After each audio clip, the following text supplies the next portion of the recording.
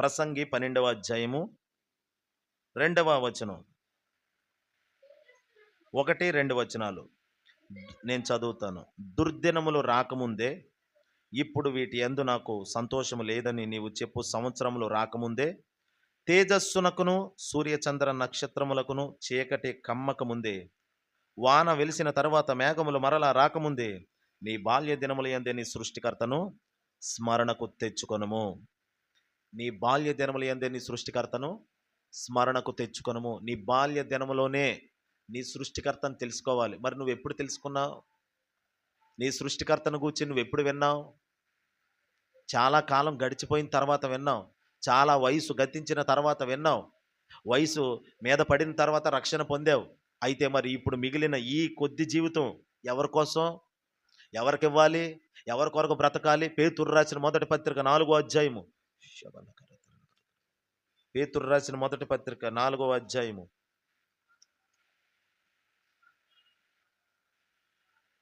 2వ వచనం,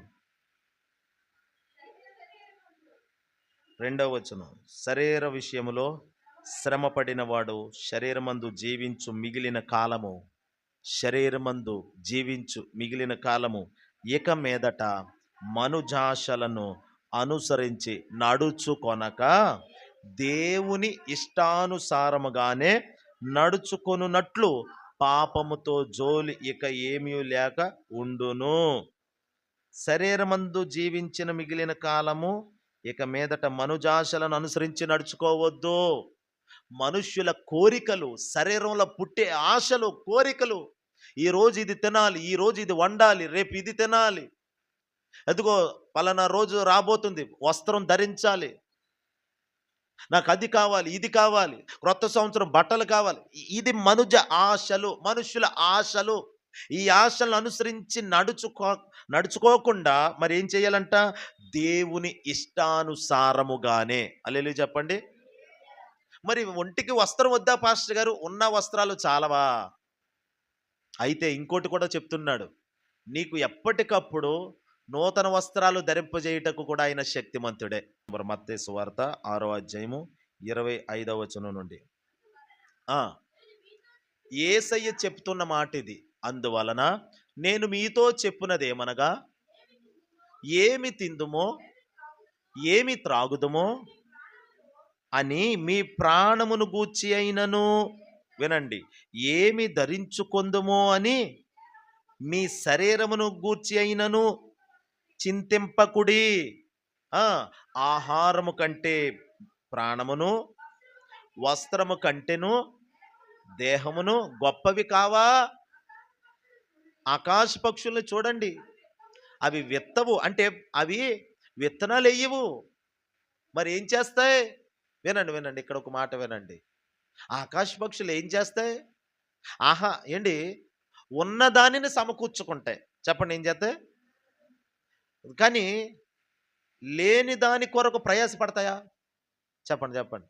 లేని దాని కొరకు ప్రయాసపడ, అంటే ఆహారం ఎలాగని చెప్పి ఆహారం కొరకు కష్టపడవు. అది ఏం చేస్తాయంటే, ఆహారం ఉంటుంది, అది వెళ్ళి తెచ్చుకొని గూట్లో పెట్టుకుంటుంది, తింటుంది, గూట్లో పెట్టుకొని తన పిల్లలకు పెడతాది పక్షులు. అందుకే ఆకాశ పక్షులు చూడండి, అవి విత్తవు, కోయవు, కొట్లలో కూరుతాయా? కూర్చే పని ఎవరిదే? ఒకరు చేస్తారు. హల్లెలూయా. కోసే పని ఎవరిదే? ఇంకొకరు చేస్తారు. విత్తే పని ఎవరిదే? ఇంకొకరు చేస్తారు. మరి వీటి పని ఏంటి? ఈ ఆకాశ పక్షుల యొక్క పని ఏమిటి? చదవండి అండి, మళ్ళీ ఆ మాటలు చదవండి, ఆ 3 మాటలు. అవి విత్తవు, కోయవు, కొట్లలో, అంటే పంట వచ్చిన తర్వాత కొట్లో కూరుస్తారు కదండి, ధాన్యం గదుల్లో వేస్తారు కదా, అలా వేయవు. అయినను అదిగో మీ పరలోకపు తండ్రి వాటిని ఏం చేస్తున్నాడంట? చెప్పాలి, అందరూ చెప్పాలి. పోషిస్తున్నాడు. వేటిని? ఆకాశ పక్షులను ఎవరు పోషిస్తున్నారంట? హల్లెలూయా. ఈ పక్షులు వచ్చి తినేస్తున్నాయి, దరిద్రం పక్షులు. ఏదో ఆరబెట్టారు పైన, ఆ పక్షి వచ్చి ఏదో తింటుంది, దరిద్రం పక్షులు అంటాం. అసలు దేవుడు నీ ద్వారా వాటికి ఆ గింజలు పెట్టాడు పైన. హల్లెలూయా. నువ్వు కో నువ్వు సంపాదించి అలాగా ఏదో ఆరబెట్టుకున్న పళ్ళెంలో పోసి 4 గింజలు తిన్నాయి. దానికే ఆ పక్షిని తిడతావు. అసలు ఆ పక్షి ఏవండీ ఎవరన్నా పంపించారా పక్షిని? ద అది కనబడింది. తినే పదార్థంలా కనబడింది. వచ్చి తిన్నది. దాని మీద మనము కోపమెందుకు? మనకు ఆవేశం ఎందుకు? దానికి దేవుడిచ్చిన ఆహారం అది. హల్లెలూయా!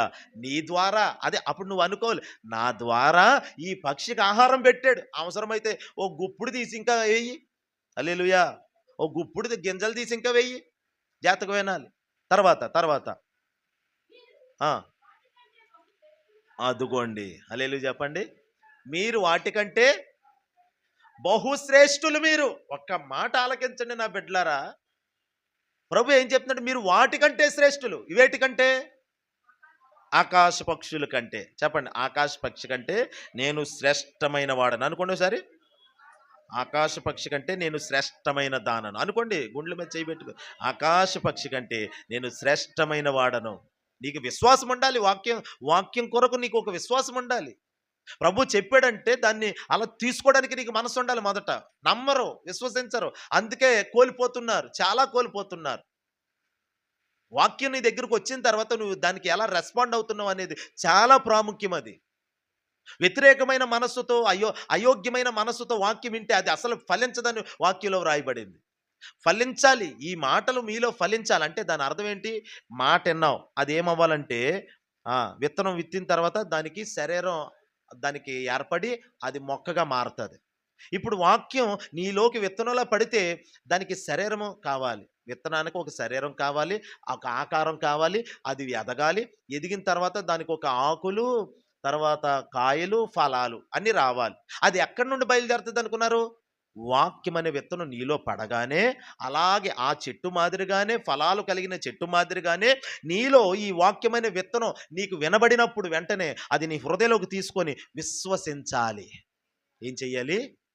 విశ్వసించాలి. ఎస్, ఇది జరుగుతుంది, నా దేవుడు జరిగిస్తాడు. ఎందుకని? అది మాట ఎవరిదది? దేవుని నోట పలకబడిన మాట అండి.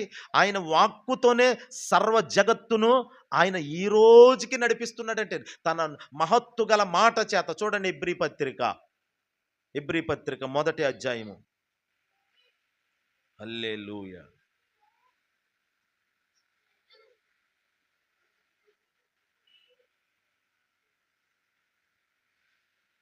హల్లెలూయా. మహత్తు గల మాట చేతనంట. చూడండి 3వ వచనం.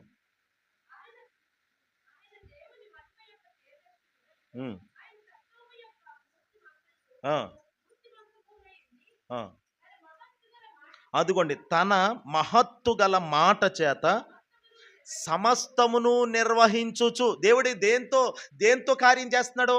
ఒక పరికరంతోనా? నన్ను చూడండి. ఒక పరికరంతో పనిచేస్తున్నాడా? ఒక వస్తువును వాడుతున్నాడా? ఏదైనా వాహనం ఉందా? ఏదైనా ఉందా దేవునికి?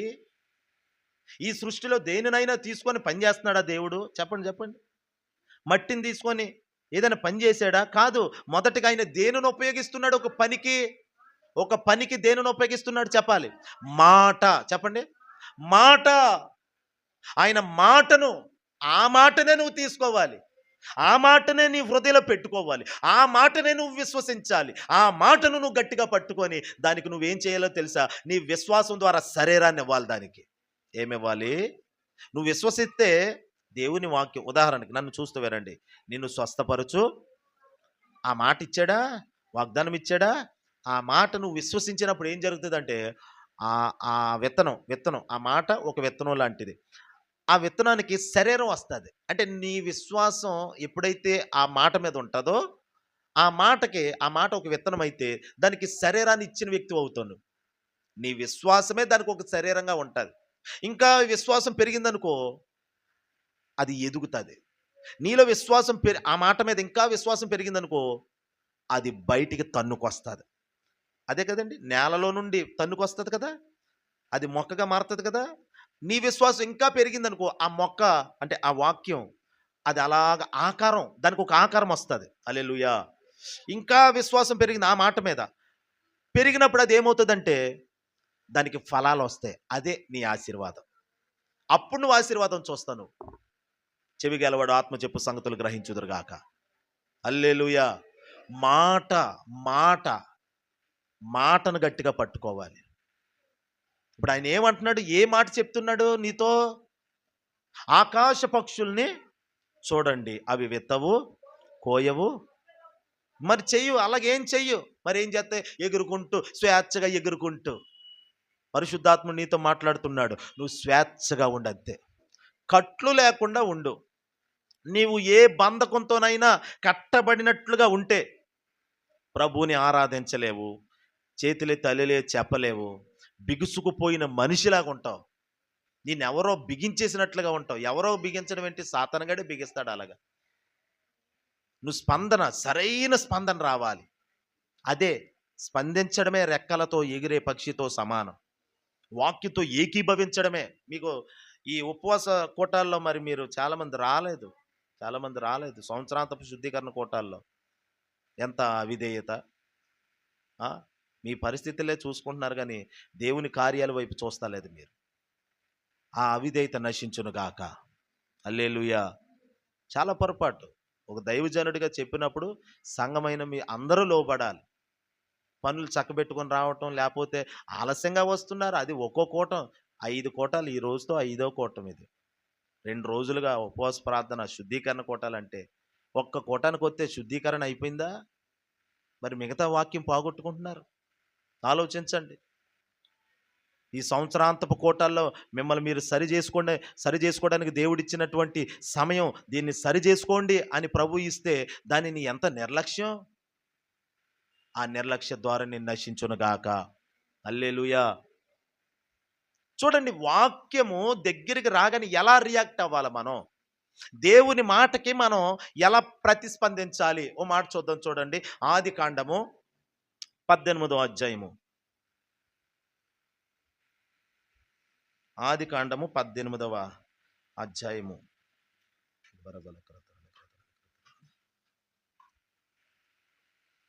18వ అధ్యాయము మొదటి నుండి చదువుదాం. ఆదికాండం పేజీ నెంబర్ 12, 18వ అధ్యాయం, ఆదికాండం 1 నుండి.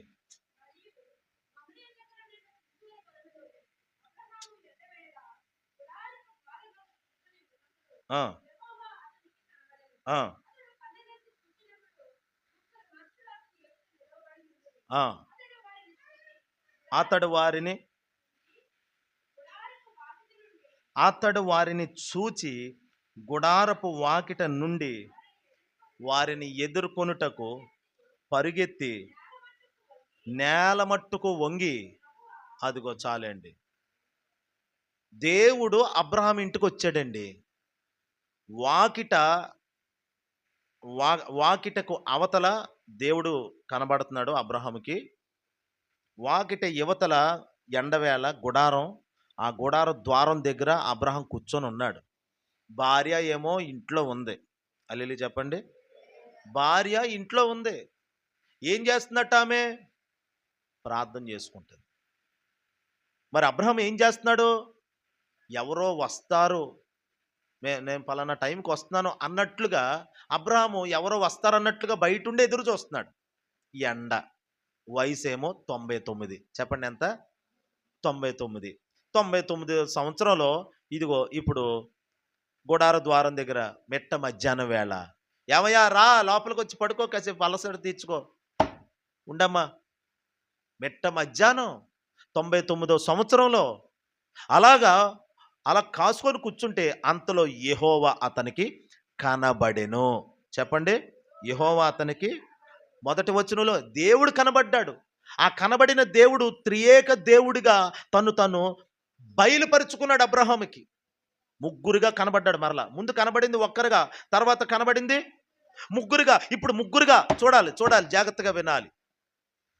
ముగ్గురుగా కనబడుతున్నారు. ఒక్కడిగా ఉన్నవాడే ముగ్గురుగా కనబడుతున్నాడు. అంటే తండ్రి వచ్చాడు, కుమారుడు వచ్చాడు, పరిశుద్ధాత్ముడు వచ్చాడు. ఇప్పుడు చూడండి, వాక్యం ఏమంటుంది? వచ్చిన వారు ఎవరు? దేవుడు. ఆదియందు వాక్యం ఉండెను, వాక్యము దేవుడై ఉండెను. హల్లెలూయా చెప్పండి. ఇప్పుడు అబ్రహాము దగ్గరికి ఎవరు వచ్చారు? దేవుడు వచ్చాడు. అనగా వాక్యము వచ్చింది. వాక్యము వచ్చింది. ఆ వాక్యమేండి అంటే దేవునికి, వాక్యం అనగా దేవుడే, మర్చిపోవద్దు మరలా. నీతో మాట్లాడుతున్నాడు ఇప్పుడు దేవుడు. నీ దగ్గరకు వస్తుంది మాట. ఇప్పుడు ఈ మాట నీ దగ్గరకు వస్తుంది. ఈ మాటకి అబ్రహాము అంటే వాక్యానికి అబ్రహాము ఎలా రెస్పాండ్ అయ్యాడో చూడండి ఇక్కడ. ఎలా రియాక్ట్ అయ్యాడో చూడండి. వాక్యం పట్ల అబ్రహాము ఏ రకంగా స్పందించాడో చూడండి. ఏ రకంగా స్పందించాడు? హల్లెలూయా చెప్పండి. ఏ రకంగా స్పందించాడు అబ్రహాము? అదిగో అక్కడ మనం చూస్తాం. మొదటిగా అతను వాకిట నుండి వారిని ఎదుర్కొనుటకు పరిగెత్తి ఏం చేశాడంట అంటే వాక్యం వస్తుంటే వాక్యానికి ఎదురెళ్ళిపోతున్నాడు పరిగెత్తి. నీ మనస్సు అలా ఉండును గాక. వాక్యానికి నీ మనస్సు అలా అలా అలా స్పందించాలి. పరిగెత్తే మనసు నీకు ఉండాలి. ఏదో చెప్తున్నారులే, ఎప్పుడులాగే చెప్తున్నారులే, పాస్టర్ గారు ఏదో చెప్తున్నారులే అన్న మనసు నీకు వస్తే అది పరిగెత్తే మనసు కాదు, నిన్ను అణిచేసే మనసు. నీ మనసు మారి ఏమంటే నూతన మగుట వలన రూపాంతరపరచబడతారని వాక్యం అంటుంది. నీ మనస్సు తెరవాలి. ఎక్కడ అద్భుతం జరుగుతుంది? ఎక్కడో జరుగుతుంది కాదు, నీ మనసులోనే ఉంది అద్భుతం అంతా కూడా. నీ మనసు మారాలంతే, చేంజ్ అవ్వాలి. నీ మైండ్ మారాలి. ఏమనంటే ఇప్పుడు ఈ తలంపు కాదు, ఈ ఆలోచన కాదు, మరి ఏ తలంపు? ఆయన వాక్యానికి ఎగిరి గంతేసే ఆ హృదయం నీలోకి రావాలి, ఆ మనసు నీలోకి రావాలి. అది వచ్చినప్పుడు ఇదిగో అబ్రహాము వయసుతో పరిమితం లేదు, పరిగెట్టేస్తున్నాడు. ఇప్పుడు దేవుణ్ణి చూడగానే పరిగెడుతున్నాడు. మరి వయసు కనబడతా లేదా? బలహీనతలు కనబడతా లేదా? ఏమి కనబడతలే, ఏమి లెక్క చేస్తలేదు. తన రియాక్షన్ చూడండి. చాలామంది వాక్యం వింటున్నారు, దానికి ప్రతిస్పందన ఏంటి? ఒక హల్లెలూయా ఉండదు, ఒక స్తోత్రం ఉండదు, ప్రభా ఈ మాట నా జీవితంలో నెరవేరాలయ్యా అనే వాంఛ ఉండదు. అట్లా ఉండిపోతారు. అలా ఉండిపోవడం వలన ప్రయోజనం ఏమిటి? ఎప్పటి వలనే వారు కర్రలు ఇచ్చిరి, వారు కర్రలు పుచ్చుకొనిరి అని ఉంటుంది బైబిల్లో. అహరోనుతో పోటీ పడ్డవాళ్ళు కొంతమంది ఉన్నారు. అహరోను అనే దైవజనుడితో పోటీ పడిన వాళ్ళు ఇంకో 11 మంది ఉంటే, వాళ్ళందరూ ఇంత కర్రలు ఇస్తే మోషేకి అవన్నీ ఈ మందసం అనే పెట్టులో పెడితే, వాళ్ళు నరికిన కర్రలో ఇంత కర్రలు ఇచ్చారు. చెలిపేసి దానికి ఏ ఆకులు లేకుండా చెలిపేసి ఇచ్చారు. ఉదయానికి ఆ కర్రలకి పూత రావాలి, పిందెలు రావాలి, ఆకులు రావాలి, కాయలు రావాలి. ఇది జరగాలి. అది జరిగితే వారిని దేవుడు ఎన్నిక చేసినట్టు, ఏర్పాట్లోకి తెచ్చినట్టుగా వాళ్ళకి నిర్ధారణ అవుతుంది. వాళ్ళు సాధారణమైన కర్ర ఇచ్చారు. హల్లెలూయా చెప్పండి. ఇదిగోండి, ఇలాంటి కర్రలు ఇచ్చారు. ఇప్పుడు దీనికి ఏమి రావాలి? ఆకులు రావాలి, పిందెలు రావాలి, కాయలు రావాలి, పువ్వులు రావాలి, ఇవన్నీ రావాలి. అది రప్పించేది ఎవరు? దేవుడు. ఇప్పుడు వీళ్ళు ఎలాగైనా అహరోన్ని గెలవాలి. ఒక ప్రత్యక్షత లేదు, ఏమీ లేదు, మామూలుగా కర్ర ఇచ్చేద్దాం, అందరూ కర్రలు ఇచ్చేద్దాం అని 11 కర్రలు ఇచ్చారు. అహరోను కర్ర కూడా వారి మధ్యలో ఒక కర్ర, అంటే మొత్తం 12 కర్రలు. ఉదయం లేచి చూస్తే ఇలాంటి 12 కర్రలు ఇలాగే ఉన్నాయి. ఇలాంటి కర్రలే పెట్టారు ఆ పెట్టిలో. అంటే పెట్టంటే అదే మంజూష పెట్టి అంటారు దాన్ని, తమిళ కన్నడ అనుకుంటా, కానీ తెలుగులో అది మందసం మీద అలా పెట్టగానే ఉదయం చూడగానే ఒక్క కర్రకు మాత్రమేనండి కాయలు, పిందులు, పువ్వులు అన్నీ వచ్చేసినాయి. హల్లెలూయా. మిగతా కర్రలు అంటే అండి వారు ఇచ్చిరి, వారు అలాగే తీసుకున్నారు. ఎలాగ ఇచ్చారో అలాగే ఏ మార్పు లేదు. నేను ఎందుకు చెప్తున్నానంటే, వాక్యము వినిన తర్వాత నీలో ఇదిగో అహరోను కర్ర మాదిరిగా పువ్వులు రావాలి. దానికి నీ మనసులో వికసించాలి, వాక్యం వికసించాలి. హల్లెలూయా. కర్ర దేవుని వాక్యం అయితే అది నీ దగ్గరకు వస్తే, అది నీవు దేవుని సన్నిధిలో కరెక్ట్గా పెడితే దానికి ఏమి రావాలి? ఫలాలు రావాలి. హల్లెలూయా. నీ మనసే ఒక కర్ర అయితే ఆ కర్ర ఎలాంటిది? మొండి కర్రగా ఉండకూడదు. మొండి కర్రే, కానీ ఆ మొండి కర్ర కూడా చిగురు పెట్టేలా చేస్తాడు దేవుడు. నీ మనసు రాటుదేరిపోయి అయితే నువ్వు మెత్తని మనసు చేసేసుకోవాలి. మెత్తగా ఉండాలండి. మొన్న కూడా చెప్పాను, మెత్తని మనసు. అబ్రహాం అండి దేవుడు ఇంటికి రాగానే దేవుడి ఇంటికి రాగానే అబ్రహాము ఆ దేవునికి భోజనం పెట్టాడు. తన భార్యతో అమ్మ రొట్టెలు చేయి అన్నాడు. ఎలా చేయమన్నాడో తెలుసండి రొట్టెలు? ఆ 18వ అధ్యాయం చూడండి. 18వ అధ్యాయం 6వ వచనం చదవండి. ఆ! ఆ! త్వరపడి అమ్మా త్వరపడి, ఎందుకంటే ప్రభువుని ఆపేశాను. ముగ్గురు ఉన్నారా, ఆళ్ళకి భోజనం పెట్టాలి. అర్జెంట్‌గా నువ్వు త్వరపడి అంటే 3 కేజీల మెత్తని పిండి. ఆ! ఆ! అసలే మెత్తని పిండి. మళ్ళీ ఇప్పుడు ఏం చేయమంటున్నాడు మళ్ళీ? పిసకాలే. హల్లెలూయా! అది అసలే మెత్తని పిండి. పిసకాలమ్మా నువ్వు. పిసకబడాలి. అలాంటిదైతే ఆయనకు అది భోజనంగా ఉంటది. ఓ మాట చెప్పనా? నీ మనసు ఎంత మెత్తన చేయబడతాదో, అందుకని మీ గాయములు పిండబడలేదన్నాడాయన. మెత్తన చేయబడలేదంటాడు. నూనె పోస్తే అదేమవుతది? మెత్తనైపోతది. పూరీ పిండి కలిపేటప్పుడు మా నాన్నగారు నూనేసి కలుపుతారు. చాలా టేస్ట్‌గా ఉంటది. మెత్తగా నలుగుతది ఆ పిండి. హల్లెలూయా! నేననేది ఏంటంటే, పరిశుద్ధాత్మ సహాయముతో నీ మనస్సుని నలగొట్టుకోవాలి. మెత్తగా మారాలి. అప్పుడు ఆ మెత్తని మనస్సుతో నువ్వు ప్రభు ఎదుటికి రాగానే హల్లెలూయా! ఒక అద్భుతం ప్రభు చేయబోతున్నాడు. మెత్తని మనస్సు. ఓ మాట చదువుతాం చూడండి. 2వ దినవృత్తాంతముల గ్రంథం 34వ అధ్యాయము 27వ వచనం. 2వ దినవృత్తాంతములు 34, 27 చూడండి. Page number 388.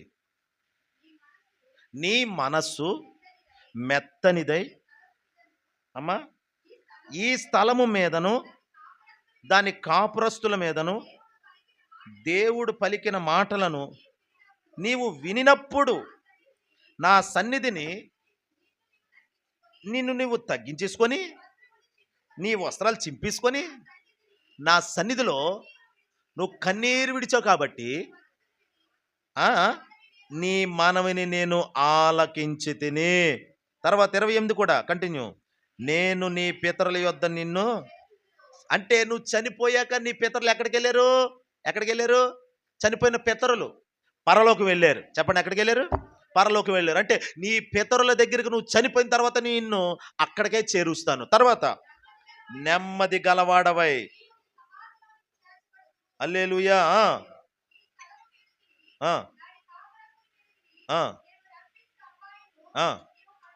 అపాయాన్ని కన్నులారా ఇక మీదట నువ్వు చూడవు. అంటే నీ దినాల్లో ఏ అపాయం రాకుండా చూసుకునే బాధ్యత నాది. అబ్బా చూడండి, ఇక్కడ ఏమిటి కారణం?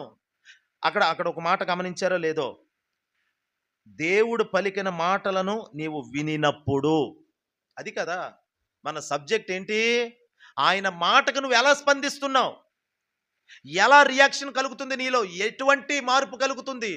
నీ మనసు ఏ రీతిగా సిద్ధపరచుకుని ప్రభు ఎదుటికి వస్తున్నావు? వినండి, బైబిల్ చదివేటప్పుడు, బైబిల్ దగ్గర కూర్చున్నప్పుడు ఏదో చదవాలి కదా ఈరోజు భాగం, ఈ రోజుకు 3 అధ్యాయాలు చదవాలి, రోజుకు 2 అధ్యాయాలు చదవాలి, రోజుకు 5 అధ్యాయాలు చదవాలన్న భావనతో చదివేస్తున్నవే తప్ప అసలు దేవుడు నాతో ఏం మాట్లాడుతున్నాడో, ఈ రోజు బైబిల్ తెరిచావంటే దేవుడు నాతో ఏం మాట్లాడబోతున్నాడన్న మనసుతోని, అలాంటి వాంఛతోని నువ్వు ప్రభు దగ్గర కూర్చుంటే ప్రభు ఏం చేస్తాడంటే నీతో నేరుగా మాట్లాడతాడు. ఆయన మాట్లాడతాడు. ఇగో ఇప్పుడు వచ్చావు, ఇప్పుడు వచ్చిన వ్యక్తివి నువ్వు. ఆయన ఎదుట క్రమమైన మనస్సుతో, సిద్ధపాటు మనస్సుతో నువ్వు కూర్చోవాలి. ఆందోళనకరమైన మనస్సు, ఆవేశపూరితమైన మనస్సు, కోపంతో కూడిన మనస్సు, శరీర ఉద్రేకాలతో కూడిన మనస్సుతో నువ్వు వచ్చావంటే ఈ విత్తనాలన్నీ పక్కనే పడిపోతాయి. విత్తనాలు విత్తుచుండగా కొన్ని విత్తనములు త్రోవ పక్కన పడ్డాయి. త్రోవ పక్కన పడిన విత్తనాలని సాతానుగాడు ఏం చేశాడు తెలుసండి? ఆడొచ్చి ఎత్తుకెళ్ళిపోయాడంట. అంటే వాక్యం వింటావు, వెళతావు, కానీ నీలో ఉన్నదంతా ఎత్తుకెళ్ళిపోతాడు. అందుకని వాక్యం వలన జరగవలసిన కార్యాలు నీ జీవితంలో జరగట్లేదు. ఎందుకంటే లేదు కదా, విత్తనాలు లేవు కదా, వాక్యం లేదు కదా. విత్తబడిన వాక్యం అంతా ఏమైపోయింది? వాక్యం నీలో కనుక ఉంటే మరి ఆ వాక్యము మీకు కార్యం చెయ్యాలి కదా. మరి దేవుడు, నేను మళ్ళీ చెప్తున్నాను, దేవుడు కార్యాన్ని ఎలా చేస్తాడు అని అంటే తన వాక్యము ద్వారా కార్యం చేస్తాడు. చెప్పండి ఎలాగా?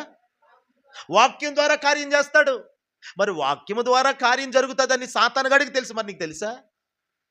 నువ్వు కార్యం పొందుకుంటావని వాక్యాన్ని ఎత్తుకెళ్ళిపోతాడు. మరలా నువ్వు మామూలు మనిషి అయిపోతావు. మరలా మరలా కోపిష్టి వ్యక్తి అయితే అంతకుముందు అదే కోపం మళ్ళీ వచ్చేస్తుంది. శరీర సంబంధమైన వ్యక్తివి అంతకుముందు మళ్ళీ అలాగే ఉంటావు. వాక్యం విన్నంతసేపు ఇలాగ ఉంటావు, మళ్ళీ మామూలు అయిపోతావు. ఎందుకంటే వాక్యం లేదు కాబట్టి. వాక్యం ఎత్తుకెళ్ళిపోతున్నాడు ఎప్పటికప్పుడు. నువ్వు నూతన పరచబడతలేదు. ఎవడైనా నువ్వు క్రీస్తునందున్న ఎడల వాడు నూతన సృష్టి, పాతవి గతించిపోతాయి కదా. మరి ఎందుకు వాక్యం అనేది వాక్యము నీలో విన్నాను కదా, నాకు ఎందుకు జరగట్లేదు అని అనుకుంటున్నావు. విన్నావు, కానీ అది విత్తనంలాగా నీలో దాచుకోలేకపోతున్నావు నువ్వు. అది దాచబడిన రోజు, వాక్యము నీలో నిలిచిన రోజు, నా యందు మీరును మీ యందు నా మాటలను నిలిచి ఉండిన ఎడల మీకేదిష్టమో. బా, ఏమి ప్రవచనాత్మకమైన మాట అండి ఇది. నా యందు మీరుండాలి, మీ యందు నా మాటలు ఉండాలి, మీలో నా మాటలు ఉండాలి, నా వాక్యమును మీలో ఉండాలి. హల్లెలూయా. అర్ధరాత్రి నీకు ఏదైనా ఒక శోధనకరమైన పరిస్థితి వినబడినా వెంటనే నిద్రలో నుండి లేవగానే వాక్యములు ఎలాగుంది కదా, వాక్యం చెప్పాడు కదా, ప్రభు మాట ఇచ్చాడు కదా అని అది నీకు గుర్తుకు రావాలి నిద్దట్లో కూడా. హల్లెలూయా. ఏదో భయంకరమైన సమస్య, లేదంటే నీ శరీరంలోనే ఒక సమస్య ఏర్పడింది. ఇప్పుడు ఏం చెయ్యాలి? వాక్యం ఉంది కదా, ప్రభు చెప్పాడు కదా. రోగాన్ని నమ్ముతావా, వాక్యాన్ని నమ్ముతావా? చెప్పాలి అందరూ మాట్లాడండి. దేన్ని నమ్మాలి? వాక్యాన్ని నమ్మాలి. సమస్యను నమ్ముతావా, వాక్యాన్ని నమ్ముతావా? శత్రువుని నమ్ముతావా, వాక్యాన్ని నమ్ముతావా? ఎవడో కీడు చేస్తానన్నాడు, వాడిని నమ్ముతావా, దేవుణ్ణి నమ్ముతావా? ఇక్కడ చెప్తున్నాం బాగానే, కానీ అది నిలబడాలి. అది ఈ మాట, ఈ తీర్మానం, ఈ నిశ్చయత, ఈ విశ్వాసం మీలో నిలబడాలి. అది అపవాది ఏం చేస్తున్నాడు అంటే ఎత్తుకెళ్ళిపోతున్నాడు. అందుకని నీలో వాక్యం లేదు. నువ్వు శరీర సంబంధులతో శరీరకంగా మాట్లాడుతున్నావు, శరీర సంబంధులతో మాట్లాడుతున్నావు, వాళ్ళతో కూర్చుంటావు, బాత కని వేస్తావు, మామూలే, అంత మామూలే, ఏ మార్పు లేదు. నిన్ను బట్టి వాళ్ళు ఇంకా చెడిపోతారు. రాత్రి వేళ దేవుడు మాట్లాడాడు అక్కడ మీటింగ్లో, కప్పల దెబ్బలో. నలుగురు అక్క చెల్లెలు వాళ్ళు, ఒక్కొక్కరికి, ఒకరేమో సత్యవతమ్మ గారు లాగా, ఇంకొకరేమో శాంతి గ్రేస్ గారిలా, ఇలాగా ఈ వయసు కలిగిన వాళ్ళు, మా అమ్మ వయసు, ఇలా ఉన్నవాళ్ళు నలుగురు. అయితే ఒక ఆమె వేరే దేశంలో ఉన్నారు, ముగ్గురు మొత్తం వాళ్ళ నలుగురు అక్క చెల్లెళ్ళు. కప్పల యెషయా అనే ఒక దైవజనుడు, ఆయన యేసు క్రీస్తు అనే ఆ 4 అక్షరాలు కూడా, పేరు కూడా తెలియనటువంటి ప్రజల మధ్య సేవ చేశాడంట. ఆయన నడుం కట్టుకొని కాలి నడకన బురదలో తిరిగి సేవ చేస్తే ఆయన కుమార్తెలు ఈ నలుగురు 14 సంఘాలు కట్టాడంటండి. డ్రై ఏరియా, అది ఎండిపోయిన ప్రాంతంలో, యేసు అనే పేరు కూడా తెలియని ప్రాంతంలో 14 సంఘాలని దేవుడు కట్టించాడంట ఆయన ద్వారా. అయితే ఆయన చనిపోయాడు, సేవ అంతా కుంటిపడిపోయింది, సంఘాలన్నీ ఏదో ఆరిపోయినట్లుగా. ఆ సంఘాలు మేము ఆడోళ్ళం కదా, మేము ఏం చేతాలని వదిలేశారంట వాళ్ళు. ఆ రాత్రి ఆ పెద్ద తల్లులు నా దగ్గరకు వచ్చి చెప్తున్నారు, రాత్రి దేవుడు మాతోనే మాట్లాడాడు పాస్టర్ గారు. నిజమేనండి, నాలో వాక్యానికి లోబడే మనసు లేదండి, మాలో ఉన్న వెలుగు బయటికి రాకేనండి ఇలాగా, అందుకే మేమే సరిలేవండి అని ఒప్పుకుంటున్నారు ఆ తల్లులు. దేవునికి మహిమ కలుగును గాక. వారు అవిధేయతను ఒప్పుకుంటున్నారు. దేవుడు అప్పుడే మాట్లాడుతున్నాడు, మీ మనవల్లో నుండి ఒక అగ్ని పుట్టబోతుందని ప్రభు ప్రవచింపచేశాడు. మీ బిడ్డలను వాడుకోబోతున్నాడు. మీరు నేను చెప్పినట్టు చేయండి, ఏమి పట్టించుకోవద్దు. మీరు చదువుకున్న వాళ్ళే కాబట్టి వాక్యం చదవండి, ప్రార్థన చేయండి, ప్రభువులో ఆనందించండి. ఏవి చెయ్యొద్దు, ఇంకా ఇవి చేస్తూ ఉండండి. ఆటోమేటిక్గా మీ కుటుంబాలు అందరూ అసలు చల్లా చెదురైపోయినట్లుగా, సంఘాలు ఏమైనాయో తెలియదు. అరే, ఎంత పరిచర్య, ఎంత ప్రయాస, తండ్రి పడిన ప్రయాస. అబ్రహాము తవ్విన బావుల్లో, అబ్రహాము ఉన్న రోజుల్లో బావులు తవ్వించాడు. ఇప్పుడు అబ్రహాము లేడని చెప్పి ఏం చేశారు, శత్రువులు ఏం చేశారు, మట్టి తెచ్చి పూడ్చేశారంట. అప్పుడు ఇస్సాకు లేచాడండి. ఇస్సాకులు కావాలి. ఇప్పుడు కుంటుపడిపోయిన సంఘాలు మండించబడాలి, ఖాళీ అవుతున్న సంఘాలు మరల ఆత్మలతో నింపబడాలి. ఇస్సాకులు లేవాలి, సంఘములో ఇస్సాకులు లేవాలి. ఒక్క ఇస్సాకు లేచాడా? అబ్రాము ఎన్నో బావులు తవ్వించాడు, ఆ బావులన్నీ మట్టితో కనబడుతున్నాయి. లేచాడా? ఒక్కడు నిలబడ్డాడా? కొంతమందిని వెంటేసుకొని వెళ్ళి తవ్విన మట్టితో నిండిపోయిన బావులు మళ్ళీ తవ్వుతున్నాడు అంటండి. అల్బరబలకర తురనమనకర తురలబ. అనగా ఏమిటి? అదుగో అదుగో మట్టేసేస్తున్నాడు సాతానుగాడు, సంఘాలను మూతేసేస్తున్నాడు. మళ్ళీ తెరవబడును కాక, తాళాలు వేయబడిన మందిరాలు తెరవబడును కాక. శఖరల బరబలకర తురలబ. అగ్నిమయముగా మారవలసిన కాలం ఇది. ఎవడో వచ్చి తాళాలు వేసేసాం మూసేసామంటే కాదు కాదు కాదు. ఇస్సాకులు పుట్టే కాలం ఇది. ఇస్సాకులు పుట్టబోతున్నారు యేసునామములో. ఆ ఇస్సాకులు బయలుదేరక వాళ్ళ ఆగడాలు సాగుతున్నాయి. ఇస్సాకులు వస్తారు. శత్రువులు మతోన్మాదులు అందరూ ముక్త కంఠముతో చెప్పబోతున్నారు, నువ్వు బలము కలిగిన వాడవు, నీ దేవుడు నీతో ఉన్నాడని చెప్పబోతున్నారు. ఇస్సాకులు పుట్టుకొచ్చుదురుగాక. శకరాల బరబలకన తురలబా. ఇస్సాకులు అంటే ఒక అభిషేకము రావాలి, మీ పిల్లల్లోకి రాబోతుంది అది. రిబాల శందర గరబలకర తురలబ. ఏదో ఒక మంచి ఉద్యోగం వస్తే నా కొడుకు బాగా చదివి ఉద్యోగం చేస్తాడు కాదు, సేవకుడు అవుతాడు నీ కొడుకు. హల్లెలూయా. ఏదో చేస్తాడు వెలగబెడతాడు కాదు, నీ కూతురు సేవకురాలు అవుతుంది యేసునామములో. హల్లెలూయా.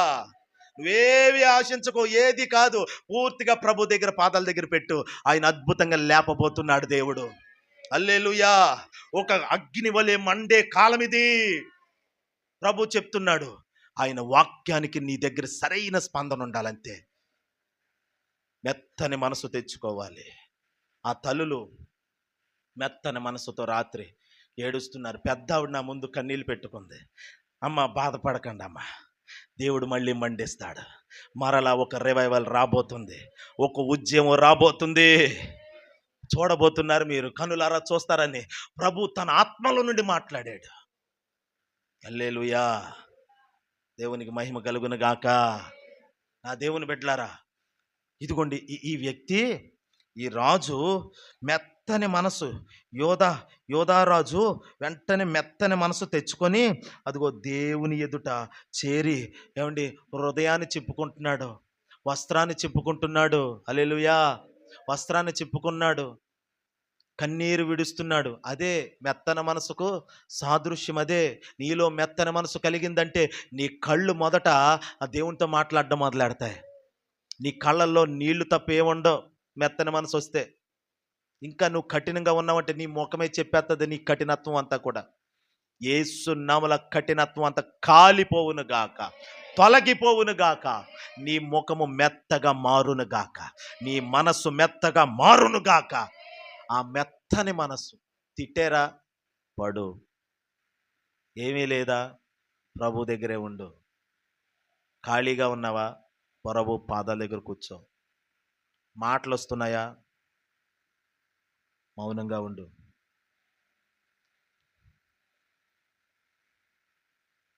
శ్రమల చేత నిందల చేత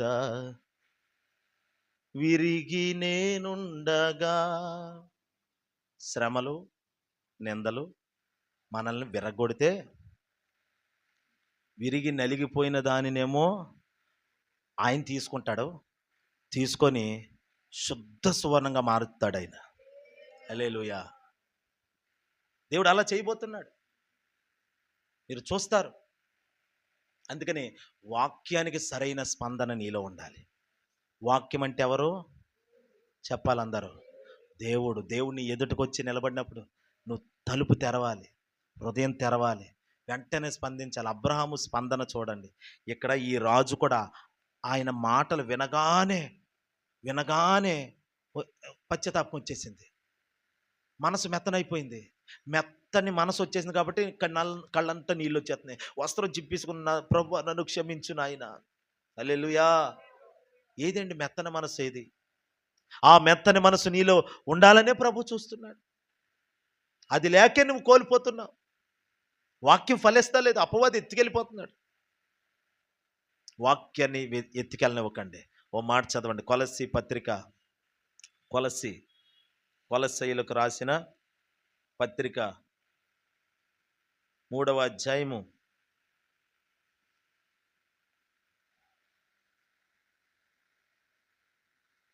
16వ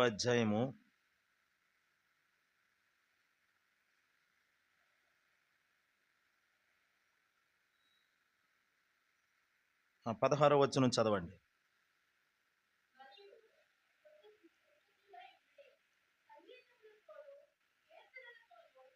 జాగ్రత్తగా వినండి. కొలస్సీ పత్రిక 3:16 సంగీతములతోనూ ఆ, ఆ,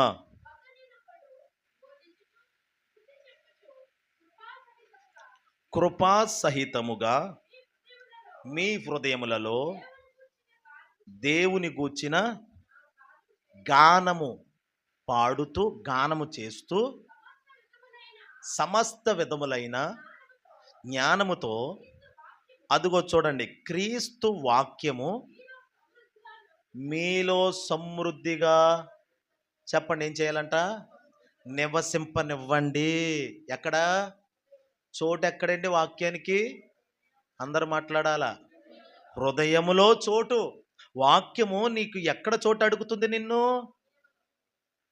షెల్ఫ్లో అడుగుతుందా? ఈ బైబిలు చోటు అడుగుతుందా? బీరువాలో పెడుతున్నావా బైబిలు? అటక మీద, ఓ బల్ల మీద, తలగడ కింద? ఈ బైబిల్కి ఏమండి కనబడుతుంది కాబట్టి తల కిందో ఎక్కడో చోటిస్తున్నావు. కానీ ఇందులో ఉన్న ఆత్మరూపంలో ఉన్న ప్రతి మాటకు నీ హృదయం అనేదే ఒక చోటుగా సిద్ధపరచాలి. నీ హృదయంలో చోటు దొరకాలి వాక్యానికి. క్రీస్తు వాక్యమును సమృద్ధిగా నివసింపనివ్వండి. హల్లెలూయా. అంటే ఇప్పుడు ఎత్తుకెళ్ళిపోవటము, నివసింపనివ్వటం ఎవరి చేతిలో ఉన్నట్టు చెప్పండి? ఎవరి చేతిలో ఉంది?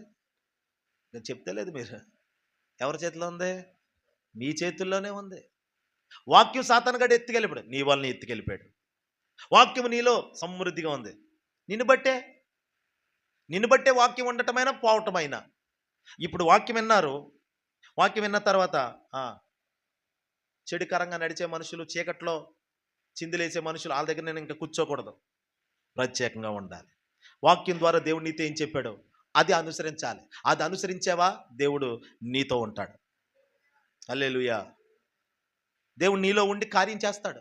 లేదంటే పడిన విత్తనంలాగే, పిండము తల్లి గర్భంలో రూపించబడిన తర్వాత, అదే పిండముగా పడిన తర్వాత ఆ పిండానికి రూపం రాకపోతే పడిపోయిన పిండమే. మనుష్యుడు ఎదిగిన తర్వాత, ఒక జీవితానికి వచ్చిన తర్వాత అన్ని హావభావాలు, భావోద్రేకాలు అన్నీ పనిచేసేలాగా దేవుడు అన్నీ చేస్తే, కానీ వాక్యానికి చోటు లేకపోతే అప్పుడు అంటాడు కదా, పడిపోయిన పిండమే మేలు. ఎందుకు? ఇంత జీవితం 40, 50 సంవత్సరాలు, 60, 70 సంవత్సరాలు బ్రతికి కూడా దేవుని వాక్యానికి చోటు ఇవ్వకపోతే, దేవుని వాక్యానికి నీ హృదయంలో చోటు ఇవ్వకపోతే, వాక్యానుసారంగా నువ్వు నడవకపోతే పడిపోయిన పిండమే మేలంట. పడిపోయిన పిండమే మేలంటే నువ్వు పుట్టకపోతే బాగుండు అంటున్నాడు దేవుడు. పుట్టావు, అయితే నీ పుట్టుకకు ఒక అర్థం ఉంది. అదేంటంటే వాక్యంతో నువ్వు జీవించాలంతే.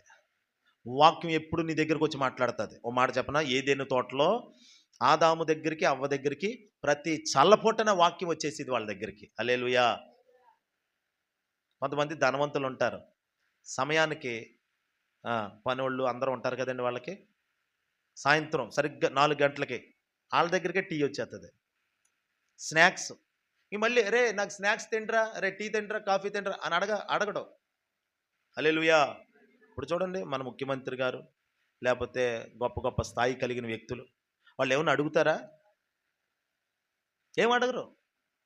మధ్యాహ్నం భోజనం అయ్యింది, వెళ్ళి టేబుల్ దగ్గర కూర్చుంటారు, అక్కడ రెడీగా ఉంటుంది, ఆయన దగ్గరకు వచ్చేస్తే. హల్లెలూయా. అధికారుల్ని దేవుడు ఆశీర్వదించును గాక, అధికారులను ప్రభు రక్షించును గాక. నిమ్మల రామానాయుడు గారు నిన్న దినం క్రిస్మస్ చేశారు. దేవునికి స్తోత్రం కలుగును గాక. నేను ఎప్పుడు పోలేదు. పాస్టమ్ గారు అంటే నాకు ఫోన్ చేసి 4 సార్లు ఫోన్ చేశారు రమ్మని. తప్పకుండా రావాలి పాస్టర్ గారు, ఎమ్మెల్యే గారు మీకు సన్మానం చేస్తారు, బట్టలు పెడతారు, ఇవన్నీ చెప్పారు.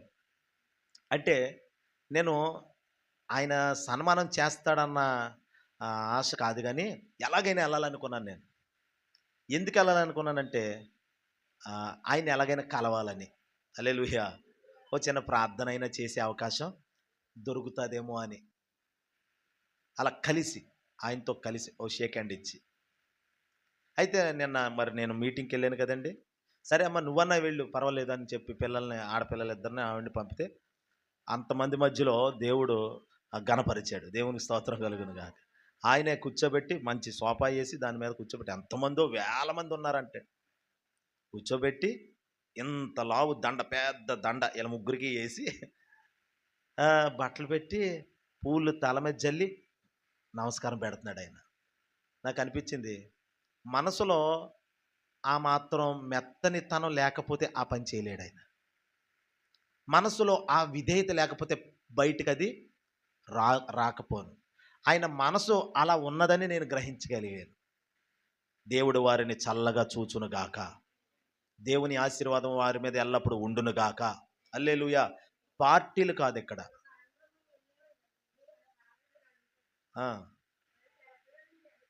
దేవుని స్తోత్రం. అవును, అంత జనంలో మాట్లాడడం కుదరదు. చూడండి దేవుని బిడ్డలారా, నేను అనేది ఏంటంటే, నీ రియాక్షన్ ఏంటి? నీవు ఎలా వాక్యానికి స్పందిస్తున్నావు? అబ్రహాము 99వ సంవత్సరంలో ప్రభువుని వాక్యాన్ని చూడగానే వినగానే అదిగోండి స్పందిస్తున్నాడు, లేచి పరిగెట్టేస్తున్నాడు ప్రభు ఎదుటికి. పరిగెత్తేసి మళ్ళీ ఏం చేశాడు చివరిగా చూడండి ఆ మాట. ఆదికాండం 18 మొదటి వచనం, రెండవ వచనం చివరని చదవండి. వారిని ఎదుర్కొన్నట్టుకు పరిగెత్తి నేల మట్టుకు వంగి. చెప్పండి, ఏం చేశాడంట? నేల మట్టుకు వంగిపోయాడంట అబ్రహాం. ఈరోజు మనం వంగుతున్నామా? నేల మట్టుకు తగ్గించుకునే జీవితం ఉందా మనకి? మన చూపులో మన గర్వం, అతిశయం, అహంకారం, కోపం అన్నీ కనబడిపోతాయి మన ముఖంలో. అవన్నీ కాలిపోను గాక. హల్లెలూయా. చాలా దీనులుగా ఉండాలండి ప్రభు దగ్గర. పరిశుద్ధాత్ముడు ఎవరిని నడిపిస్తాడు? పరిశుద్ధాత్ముడు ఎవరితో ఉంటాడు? ఎవరిలో నివసిస్తాడు?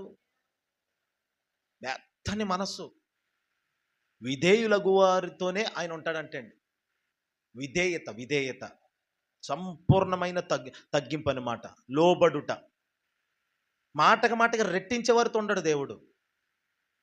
మాటకు వేసేవాళ్ళతో దేవుడు ఉండడు. దేవుడు వారికి ఏ కార్యాలు పొందలేకపోవచ్చు, కానీ మెత్తని మనస్సు. మీ చిత్తమేనయ్యా, మీరు ఎలాగంటే అలా ప్రభు, మీ చిత్తమే. ఎందుకంటే దేవుడు పిలవగా అబ్రహాం బయలుదేరి వచ్చాడు కాబట్టి. హల్లెలూయా. ఆయన పిలుపు కలిగిన వారు లోబడతానే ఉంటారు. నువ్వు ఇంకా లోబడతలేదంటే ఆయన పిలుపు నీకు అర్థం కాలేదు. ఆయన పిలుపు నీకు అర్థమైన రోజు నువ్వు అన్నిటికీ అగ్రి అయిపోతావు. ఆయన ఎలా నడిస్తే నువ్వు అలా నడుస్తావు అంతే. భూమి మీద యేసయ్య లేడు అనే మాట అన్యజనులు చెప్పరు కరెక్ట్గా ఆయన మాట నువ్వు వింటే. ఎందుకంటే యేసయ్య నీ రూపంలో నడుస్తాడు కాబట్టి.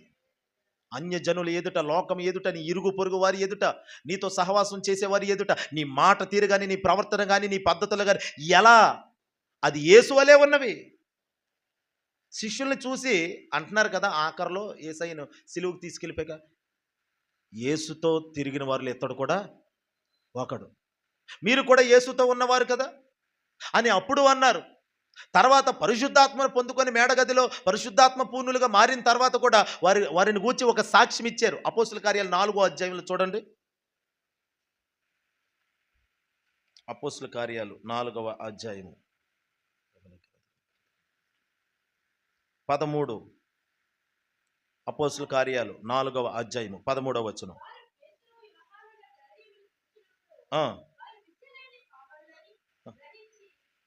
అదిగోండి, యేసయ్యతో ఉన్న శిష్యులకి ఏమి లేదంట? చదువు లేదండి. ఏమి లేదు? చదువు లేదు. పామరులని గ్రహించి ఆశ్చర్యపోతున్నారు. అంటే ఇంతకాలం ఏదో చదువుకున్న వాళ్ళు మాట్లాడినట్టు మాట్లాడేశారు, అసలు వీళ్ళకి చదువు లేదా? ఆహా, అయ్యో చదువుకున్నారేమో అనుకున్నాం. తర్వాత వారు యేసుతో కూడా ఉండిన వారని గుర్తెరిగిరి. హల్లెలూయా. అంటే ఈ చదువుకోలేని వాళ్ళకి ఇంత జ్ఞానం ఎలాగొచ్చింది? ఇలాంటి మాటలు ఎలాగొచ్చింది? ఇలాంటి ప్రవర్తన ఎలాగొచ్చింది? ఎలాగొచ్చిందంటే యేసుతో ఉన్నారు కాబట్టి ఈ ప్రవర్తన ఎలాలో కనబడుతుంది ఇప్పుడు. అంటే యేసు అంటే అక్కడ ఎవరు? వాక్యము అనండి ఒకసారి. యేసయ్య అంటే వాక్యము, వాక్యం అంటే యేసయ్య. యేసుతో ఉన్నారు వీళ్ళు, అందుకని వీళ్ళ మాట తీరు బాగుంది.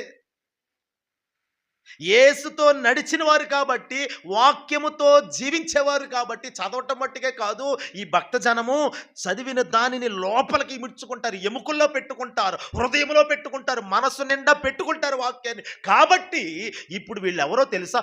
యేసుతో ఉన్నవారు వీళ్ళు. అబ్బా, ఈమె నడవడికి ఎంత బాగుందండి. హల్లెలూయా. ఇప్పుడు వరకు మాకు అలాంటిది ఏమీ లేదు పాస్టర్ గారు, నిజంగా దేవునికి అవమానకరంగా బ్రతికేము అనే పశ్చాత్తాపం నీలో కలిగిందా? రాత్రి ఆ తల్లులు ముగ్గురు నా దగ్గరకు వచ్చి, పెద్దోళ్ళు అనుకోకుండా, గర్వించకుండా నాతో చెప్పి మరి ఏడ్చారు చూడండి. అదే తగ్గింపు. హల్లెలూయా. అదే మెత్తన మనసు మళ్ళీ తెచ్చుకున్నారు. నాకు అర్థమైంది ఎప్పటి నుండి వాళ్ళలో దేవుడి కార్యాలు ప్రారంభించాడు అని. హల్లెలూయా. 2026 సంవత్సరంలో వారి బిడ్డల్ని దేవుడు అద్భుతంగా వాడుకోబోతున్నాడు. అంటే నిజమే, గ్రహించావు, తప్పు జరిగిపోయింది, పొరపాటు జరిగిపోయింది. మరి ఇప్పుడు ఏం చెయ్యాలి? మెత్తన మనసు తెచ్చుకో, వాక్యంతో జీవించు. వాక్యం వింటున్నావు, వెళ్తున్నావు, కానీ వాక్యానుసారమైన జీవితంలో నీ వల్ల దేవునికి అవమానం. నువ్వు బ్రతికి భూమి మీద ఉండి భూమికి బరువు తప్ప దేనికి అన్నట్లుగా ప్రభు చూస్తాడు. నాకు ప్రతినిధిగాను ఉండాలి కదా భూమి మీద. ఇప్పుడు భూమి మీద యేసయ్య ఉన్నాడా లేదా? ఉన్నాడండి. మాట్లాడరండి. యేసుప్రభు భూమి మీద ఉన్నాడా లేడా? ఉన్నాడా? మీరు అవునా కాదో కూడా చెప్తలేదు. మీరు ఎటువైపు ఉన్నారు? మీరు ఆ పర్వతమా, ఈ పర్వతమా? ఫిలిస్తీన్లు ఉన్న పర్వతమా, ఇశ్రాయేలీలు ఉన్న పర్వతమా? మధ్యలో అగాధం ఉంది. ఇప్పుడు అగాధంలో ఉన్నారా?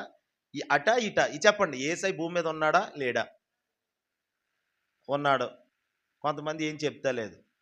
అంటే లోయలో ఉన్నారు మీరు. నేను చెప్పనా? యేసయ్య భూమి మీద లేడు. ఎక్కడున్నాడు? తండ్రి కుడి పార్శ్వమందు ఉన్నాడు. మరి యేసుని చూపించాల్సింది, యేసయ్యను ఈ భూమి మీద ఇదిగో ఆయనలాగే, వీళ్ళు కూడా ఆయనలాగే, వీళ్ళు కూడా ఆయనలాగే అనేటట్లుగా బ్రతకాల్సింది ఎవరు? నువ్వే. యేసుని నీ పక్కింటోళ్ళకి చూపించవలసింది నువ్వే. హల్లెలూయా. నీ ఇరుగు పొరుక్కి యేసయ్యని చూపించాల్సింది నువ్వే. నువ్వు పోయి వాళ్ళతో కలిసి, వాళ్ళతో మాట కలిపి అని చెప్పి మాట్లాడి, వాళ్ళతో పాటు కూర్చొని టీవీ చూసి ఆ సీరియల్ బాగుంటుంది, ఈ సినిమా బాగుంటుంది అని నువ్వే చెప్తే ఇంకా యేసయ్య అక్కడ కూర్చుంటాడు చెప్పు? కాసుకొని కూర్చుంది గొడ్ల పెట్టులాగా, పెను తుఫాన్ లాంటి శ్రమ అట్టి వారి కోసం. ఓ మాట చెప్పనా? నువ్వు ఎవరితో కూర్చున్న వాళ్ళు నిన్ను కూర్చొని భయంతో నింపబడాలి. ఆ భయము దైవికమైన భయం. అది దైవ భయం వచ్చేది వాళ్ళలోకి. ఎప్పుడు భయపెట్టేలాగా అని మనం అనాలి? ఏం కాదు. నువ్వు వాక్యానుసారంగా ఉండి అంతే. హల్లెలూయా. నువ్వు వాక్యానుసారంగా జీవించు. యేసయ్య ఏం చెప్పాడో వచ్చి చాలు. ఆయన రూపం నీకు రాకపోతే నన్ను అడుగు. ఆయన మాటను మోసుకెళ్లే వ్యక్తిగా నువ్వు ఉండాలని నిన్ను అందుకే ప్రతినిధిగా పెట్టాడు. ఇంకా నీకు ఆయుష్కాలం ఇచ్చాడు. కరోనాలో చచ్చిపోవలసిన మనల్ని దేవుడు ఈ రోజుకి బ్రతికించి ఉంచాడంటే కారణం ఏమై ఉంది? కారణం ఏమిటండి? హల్లెలూయా చెప్పండి. నువ్వు బ్రతికి ఉన్నావంటే కారణం ఏమిటి? బ్రతికి ఉన్నానంటే నీ కృపా, జీవిస్తున్నానంటే నీ కృపా. ఏ యోగ్యత నాలో లేదు, ఎంత భాగ్యమునిచ్చావు. పరిశుద్ధత నాలో లేదు, నీ ప్రేమను చూపావు. ఏ యోగ్యత నాలో లేదు, ఎంత భాగ్యమునిచ్చావు. పరిశుద్ధత నాలో లేదు, నీ ప్రేమను చూపావు. యేసయ్యా, నా యేసయ్యా, యేసయ్యా, నా యేసయ్యా. అందరూ పిలవండి. నా యేసయ్యా, యేసయ్యా, నా యేసయ్యా, బ్రతికి ఉన్నానంటే నీ కృపా, జీవిస్తున్నానంటే నీ కృపా, బ్రతికి ఉన్నానంటే నీ కృపా, జీవిస్తున్నానంటే నీ కృప. ఈరోజు బ్రతుకున్నామంటే దేవుని చల్లనైన కృప. హల్లెలూయా. నువ్వేమో ఒప్పుకున్నా ఒప్పుకోపోయినా ఆయన కృప నిన్ను బ్రతికించి ఉంచింది. కరోనా దాటిపోయింది మన మీదగా, శ్రమ దాటింది. ఆయన రాబోతున్నాడు. ఈ లోపల ఆయన అడుగు జాడలో ఆయన అడుగు జాడలో ఆయన మాదిరి నువ్వు చూపించాలి ఈ భూమి మీద. అందుకే వాక్యం నీలో ఉండాలి. వాక్యానికి సరైన పద్ధతిలో స్పందించాలి. హల్లెలూయా. వాక్యానుసారమైన వ్యక్తిగా మారాలి. ఇంకొకటి ఇంకొకటి చెవిని పడకూడదు వాక్యం వినేటప్పుడు కూడా. దేవునికి స్తోత్రం కలుగును గాక. ఇంకో మాట వినబడకూడదు, ఇంకో చూపు చూడకూడదు, ఇంకో ఆలోచన రాకూడదు. వస్తే వాక్యం కొరకే రావాలి. చదివేటప్పుడు ఆటంకం రానియొద్దు, వినేటప్పుడు ఆటంకం రానియొద్దు. వాక్యాన్ని సమృద్ధిగా నివసింపనివ్వండి. మీరు వాక్యం దగ్గర కూర్చున్నప్పుడు, హల్లెలూయా చెప్పండి. వాక్యం చదవడానికి కూర్చున్నప్పుడు ఒక వెండి బంగారపు పళ్ళెములో ఏమిటి మంచి ఆకలితో ఉన్నవాడు ఆహారం భుజించడానికి కూర్చుంటే ఎలా కూర్చుంటాడో, ఆకలితో ఉన్నవాడు అలా కూర్చోండి వాక్యం దగ్గర. ఆకలితో ఉన్నవాడు కూర్చున్నట్లుగా బైబిల్ దగ్గర నువ్వు కూర్చుంటే నీకు ఏమండి క్రొవ్వు మెదడు దొరికినట్లుగా శ్రేష్టమైన ఆహారం దొరుకుతుంది నీకు. సింహానికంటే అండి వేటాడిన తర్వాత అది జింకను పట్టుకుంది సింహం. జింక కాలు తినాలని అనుకోదు, జింక అంతా తినేస్తుంది. కానీ కాలు కంటే, దాని కన్ను కంటే, దాని యొక్క పొట్ట కంటే, పేగుల కంటే, దాని రక్తం తాగడం కంటే కూడా దానికి తల బద్దలుగొట్టి ఆ మెదడు తినడం అంటే ఇష్టం అంటండి సింహానికి. మెదడు చాలా టేస్ట్గా ఉంటుందంట. హల్లెలూయా. మనకు కూడా కొన్ని రకాల టేస్ట్లు ఉంటాయి, మనకి కొన్ని రకాల రుచులు. మన నాలుక రుచిని ఎరుగుతుంది కాబట్టి ఏమండి రకరకాల టేస్ట్ ఎరిగిన నాలుక, నానా రుచులు ఎరిగిన నాలుక ఇది. హల్లెలూయా. ఈ నానా రుచులు ఎరిగిన నాలుకే నానా మాటలాడి చిచ్చెట్టేస్తుంది, కొంపల్లో చిచ్చెట్టేస్తుంది, మనుషుల మధ్య చిచ్చి పెట్టేస్తుంది. అలాంటి నాలుక కాలిపోవును గాక. ఏ నాలుక? కళ్ళలాడే నాలుక, చిచ్చులు పెట్టే నాలుక, యథార్థమైన నాలుక ఉండును గాక. హల్లెలూయా. నీతి మాటలే పలికే నాలుక ఉండును గాక. సాతానగాడు రకరకాల నాలుకలు ఇస్తాడు మనకి. ఇదిగో తిట్టు, ఈ నాలుకతో బూతులు తిట్టంటాడు. ఆ నాలుక పెరికి వేయబడును గాక. పరిశుద్ధాత్ముడు ఒక నాలుకని ఇస్తాడు మనకి. హల్లెలూయా. మేడగదిలో ఉన్న వారి మీదకి అగ్ని జ్వాలల వంటి నాలుకలు. ఏ నాలుకలంట? అగ్ని నాలుకొచ్చును గాక నీకు. హల్లెలూయా. అగ్ని నాలుక రావాలి నీకు. అప్పుడు నువ్వు నీ మాటలు అగ్నిలాగా ఉంటాయి. నీ మాట అవునంటే అవును, కాదంటే కాదు. అది మెదడు తినేస్తుందంటండి. దానికి ఎంత ఇష్టమో మెదడంటే సింహం. అలాగా వాక్యం దగ్గర కూర్చున్నప్పుడు నీకు అలాంటి ఆకలి వేయునుగాక. ఆకలి ఉండలేదు పాస్టర్ గారు వాక్యం అంటే, అవును డాక్టర్ చూపించుకో. హల్లెలూయా. ట్రీట్మెంట్ జరుగుతుంది. వచ్చావు కదా, ట్రీట్మెంట్ చేస్తున్నాడు దేవుడు. వాక్యం కొరకైన ఆకలి లేదు, సరిగ్గా వినలేకపోతున్నాం, వాక్యానికి సరిగ్గా లోబడలేకపోతున్నాం, ఆయనే ట్రీట్మెంట్ చేస్తాడు. ఇదిగో ఈ వాక్యంతోనే ట్రీట్మెంట్ జరుగుతుంది. హల్లెలూయా. మీ గాయాలు కడుతున్నాడు కూడా. ఆల్రెడీ ఇందాక చాలా గాయాలు కట్టేశాడు తన హస్తాన్ని చాపి, తన చెయ్యి చాపాడు దేవుడు ఆరాధనలో. చాలామంది మనసుకున్న గాయాలు కట్టాడు. హల్లెలూయా. ఇప్పుడు వాక్యముతో, వాక్యం ఏంటి ఇప్పుడు తేనెలాగా పోస్తున్నాడు నీలో. ఇప్పుడు ఈ వాక్యం వలన నువ్వు ఆశీర్వదించబడబోతున్నావు. ఎందుకని? వాక్యం నీలో ఉంది కాబట్టి. వాక్యం ఉన్న వాళ్ళని దేవుడు ఆశీర్వదించబోతున్నాడు. హల్లెలూయా. అందుకని వాక్యం కొరకు ఒక పాటలో ఒక మాట ఉంటుందండి, అది నాకు చాలా ఇష్టంగా దేవుడు రాయించాడు మొన్న రాత్రి వేళ. మొదటి చరణంలో ఉంటుంది ఆ మాట. చాలా అద్భుతంగా ఉంటుంది ఆ చరణంలో వచ్చిన ఒక మాట ఉంటుంది వాక్యం కొరకు. దేవుడు మన చెవులకి అది ఇంపుగా మధురంగా మార్చును గాక. మీరు వింటారు, చూస్తారు, ఆనందిస్తారు. ప్రతిరోజు పాడుకుంటూ దేవుని మనం దేవుని ఆనందించబోతున్నాం. హల్లెలూయా. అందుకనే రేపు సోమవారం నూతన గీతం కొరకు అది రికార్డింగ్ చేయబడి అవుట్పుట్ మంచిగా రావాలి. అండ్ వీడియో సమస్తం అంతా కూడా అందులో కనబడేదైనా వినబడేదైనా ప్రతీది పరలోకం నుండి కనబడినట్లుగా ఉండాలి. హల్లెలూయా. అందుకే మీరు సోమవారం ఉపవాసం చేయండి, ఉపవాస ప్రార్థన చేయండి. మీకు కొంచెం ఇంకా బలం కూడగట్టుకొని కొద్దిగా సహకరించండి ఆ పాట నిమిత్తం. ఎంత మీకున్న సామర్థ్యాన్ని బట్టి అంతే. హల్లెలూయా. ఎందుకంటే ఆ పాటకి 40,000 రూపాయలు అవుతుంది కాబట్టి ఇక్కడ డబ్బు కాదు, ఇంకోటి కాదు, అది అందరికీ వెళ్ళాలి. వాక్యము ప్రకటన జరగాలి. హల్లెలూయా. ఇందాక మనం చదివిన మాట ఒకసారి చూడండి. కొలస్సీ పత్రిక 3వ అధ్యాయంలో 3:16 మళ్ళీ ఒకసారి చదవండి. ఆ, అది కాదమ్మా, అది 15వ వచనంలోకే వస్తుంది. సంగీతములతోనూ కీర్తనలతోనూ ఆత్మ సంబంధమైన పద్యములతోనూ అమ్మా ఒకనికొకడు బోధించుచు బుద్ధి చెప్పుచు కృపాసహితముగా మీ హృదయములలో దేవుని గూర్చి గానము చేయుచు సమస్త విధములైన జ్ఞానముతో క్రీస్తు వాక్యము మీలో సమృద్ధిగా నివసింపనీయుడి. చేతులు తల్లి చెప్పండి. ఎక్కడ చూశారు ఈ వాక్యాన్ని? అమ్మా పాటలోనా? ఎక్కడ చూశారు? మీరు ఎక్కడ చూశారు? హల్లెలూయా. ఈరోజు నడిపించే వాక్యం చూడలేదు కాబట్టి మీరు చూడలేదు. హల్లెలూయా. గుర్తు రాలేదా మీకు? నడిపించే వాక్యంలో ఈరోజు ఇదే మాట పెట్టడం జరిగింది. హల్లెలూయా. ఇక్కడ చూడండి, వాక్యము ఎలా నివసిస్తుంది? మరి నివసించాలి కదా వాక్యం మనలో. వినిన వాక్యం నీలో ఫలించాలి కదా. మరి ఎలా నివసిస్తుంది?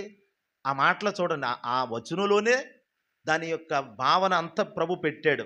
ఆ ప్రశ్నకి జవాబు సంగీతములతోనూ కీర్తనలతోనూ ఆత్మ సంబంధమైన పద్యములతోనూ ఒకనికి ఒకడు బోధించుచు. బోధించడం అంటే ఏంటండి? వాక్యం ద్వారానే కదా జరుగుతుంది. బోధ అంటే ఏంటి? వాక్యమే కదా బోధ.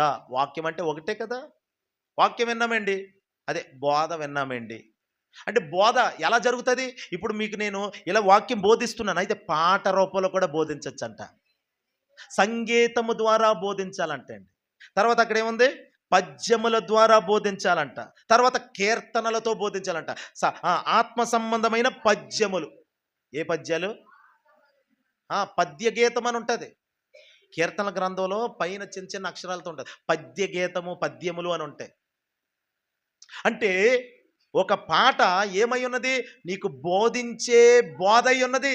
హల్లెలూయా.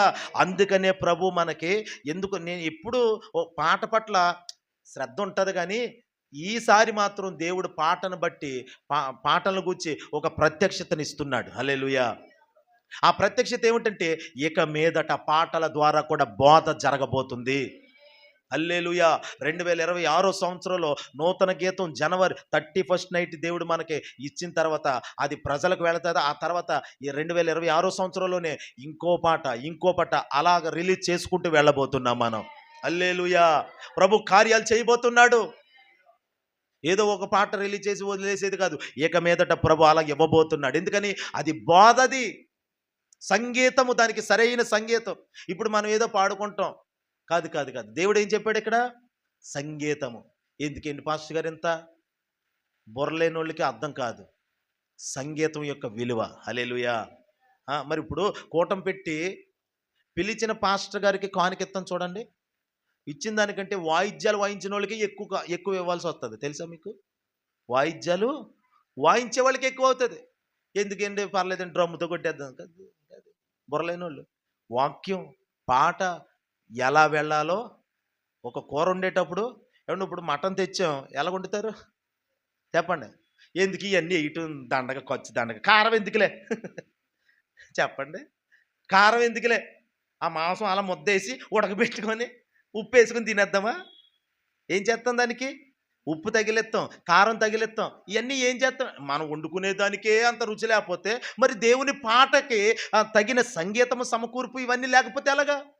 దానికి ఏమండి ఒక సమకూర్పు, ఖచ్చితమైనటువంటి ఆ కూర్పు లేకపోతే పాట హృదయాల్లోకి ఎలా దూరుతుంది ఆ సంగీతం? హల్లెలూయా చెప్పండి. మరి అందుకే కదా ఈ ప్రయాస. ఒకప్పుడు ఏమీ లేనప్పుడు దైవజనులు యేసన్న గారు ఆ లోపల అప్పుడు కడు దీన పరిస్థితి. స్టార్టింగ్ ఏదో ఉన్న కాడికి వాళ్ళ దగ్గర ఉన్న వాయిద్యాలతో సంగీతం సమకూర్చి పాట పాడి వదిలేవారు. తర్వాత కొంచెం దేవుడు ఆశీర్వదించిన తర్వాత ఏమండి దాదాపు 1,00,000 రూపాయలతో పాటను రికార్డ్ చేసేవారు స్టూడియోలో. ఆ తర్వాత 2 లక్షలు 3 లక్షలు. ఇప్పుడు ఏకంగా కొత్త పాట ఒక్క పాటకి 10-15 లక్షలు ఖర్చు అవుతుంది. హల్లెలూయా చెప్పండి. ఒక పాటకి 10 నుంచి 15 లక్షలు ఖర్చు పెడుతున్నారు. దేనికి? అందుకు కాదండి. పాటలు మరి అంత మధురంగా ప్రజల్లోకి వెళ్ళి ఆళ్ళలో కార్యాలు జరుగుతున్నాయి పాటల ద్వారా. ప్రజలు హత్తుకుంటున్నారు. వాళ్ళ హృదయాల్లో తెరవబడుతున్నాయి. గంటన్నర చేసే బోధ ఒక ఎత్తైతే ఒక పాట ద్వారా కూడా వారి హృదయాలు తెరవబడిపోతున్నాయి. హల్లెలూయా! మరి ప్రయాస ప్రభువునందు మీ ప్రయాస వ్యర్థము కాదు అని ఎరగండి అని వాక్యం అంటుంది. వ్యర్థం అనుకోకూడదు అసలు. ఇది వ్యర్థం అనుకోకూడదు. ఆ చక్కగా సమకూర్పు ఆ పదాలకి తగినటువంటి ఆ బాణి రావాలి. హల్లెలూయా! చాలామంది ఉన్నారండి మన యూట్యూబ్‌లో. ఊరుకోన ప్రాణమా కలత చెందకు, ఆ పాటకే 15 లక్షలు ఒక పాటకే. ఆ మ్యూజిక్ డైరెక్టర్ ప్రాణం కమలాకర్ అని 10 లక్షలు పట్టుకొని వెళ్తే అద్భుతమైన అవుట్పుట్ ఇస్తాడు. ఇక అంతే, పాట ప్రజల్లోకి వెళ్ళింది. అన్యులు కూడా మారిపోతున్నారు. హల్లెలూయా! అబ్బా, మమ్మల్ని అత్తుకుంటుందండి పాట. అంటే పాట రాయించేది దేవుడు, సంగీతం సమకూర్పు ఇచ్చేది కూడా ప్రభువే. హల్లెలూయా! నేను అసలు రికార్డింగ్ ఏం అనుకోలేదు. ఆయన ఏదో చిన్న మ్యూజిక్ పెట్టి ఇస్తాడేమో అని చెప్పి నేను ఆ అన్నయ్యకి ఫోన్ చేస్తే, ఆ అన్నయ్య అన్నాడు, తమ్ముడు చాలా బాగుంది పాట, నువ్వు అర్జెంటుగా వచ్చేసే, ఏలూరు వచ్చేయి, రికార్డింగ్ చేసేద్దాం అన్నాడు. కొంచెం పెద్దోడు. సరే ఇంక మాట సరే అన్నయ్య వచ్చేస్తాను అన్నయ్య అన్నాను. వెనకాల ఏముందో లేదు ఏమీ చూడలే. 40,000 అయితే ఖర్చు అవుతుంది. వచ్చేస్తానని చెప్పాను. విశ్వాసంతో అడిగేస్తే దేవుడే ముందుకు తీసుకెళ్తాడు. దేవునికి స్తోత్రం కలుగును గాక. అందుకే దేవుని బిడ్డలారా, మీరు కూడా విశ్వాసంతో అడిగేయండి. ప్రభు పనుల కొరకు అడిగేయండి. ఎందుకంటే దేవుడు మనల్ని ఈ చిన్న స్థాయిలో ఉంచడం, స్థాయిని పెంచబోతున్నాడు. నూతన సంవత్సరంలో నీ స్థాయి ఏమిటో ప్రజలు చూసి చెప్తారు. చూడు, నువ్వు ఉన్న చోట ఉండవు. దేవుడు మార్పు చేయబోతున్నాడు. హల్లెలూయా! క్రీస్తు వాక్యమును సమృద్ధిగా నివసింపనివ్వండి. అది నివసించాలంటే సంగీతము ద్వారా, అలాగే పద్యము ద్వారా, కీర్తనల ద్వారా, ఆత్మ సంబంధమైన పద్యాలు, బోధ రూపంలోకి రావాలి. ఒక పాట బోధ పాట రూపంలో. హల్లెలూయా! బోధని పాట రూపంలోకి ఇస్తాడు. దానికి తగినవన్నీ సమకూర్చి దేవుడు ఇచ్చి లోపలికి దూరిన తర్వాత అది బుద్ధి చెప్పుతుంది అండి. ఏం చెప్తుంది? బుద్ధి చెప్పుచు కృపాసహితంగా మీ హృదయములలో దేవుని గూర్చి గానము చేయొచ్చు. కృపాసహితంగా. కృప అంటే పాట ఏం చేస్తుంది? కృపను తీసుకొస్తుంది. ఏం తీసుకొస్తుందండి? ఇప్పుడు ప్రభా కృపని అని అడుగుతాం కదా. అలాగ అడిగిన గంటలో నువ్వు ఒక పాట పాడి ప్రభు స్తుతిస్తుంటే ఏమవుతుంది? కృప దిగొస్తుంది. హల్లెలూయా! కృప, అది అక్కడ ఏముంది? కృపా సహితముగా మీ హృదయాలలో, అంటే హృదయములలో ఏం చేయాలి? ఇప్పుడు మనం దేవుని గూర్చి గానము చెయ్యాలి. అందుకని ఆరాధనలకు యోగ్యుడా, అధిక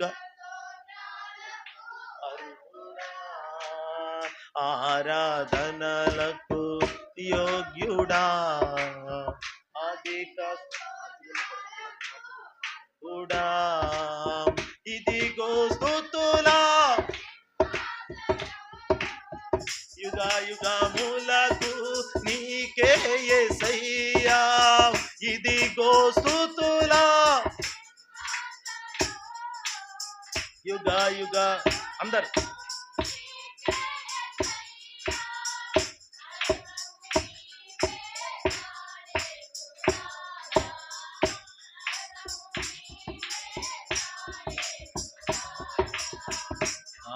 ఆరాధనలకు యోగ్యుడా, అధిక స్తోత్రాలకు అర్హుడా, నీవు నాకుండగా లోకములో ఏది అక్కరలేదు. నీవు నాకుండగా లోకములో ఏది అక్కరలేదు. తోడు ఉండి నడిపించినావే, నీడగా నన్ను పాడదాం అందరూ స్వరమెత్తి. నడిపించినావే, నీడగా నన్ను కాపాడినావే.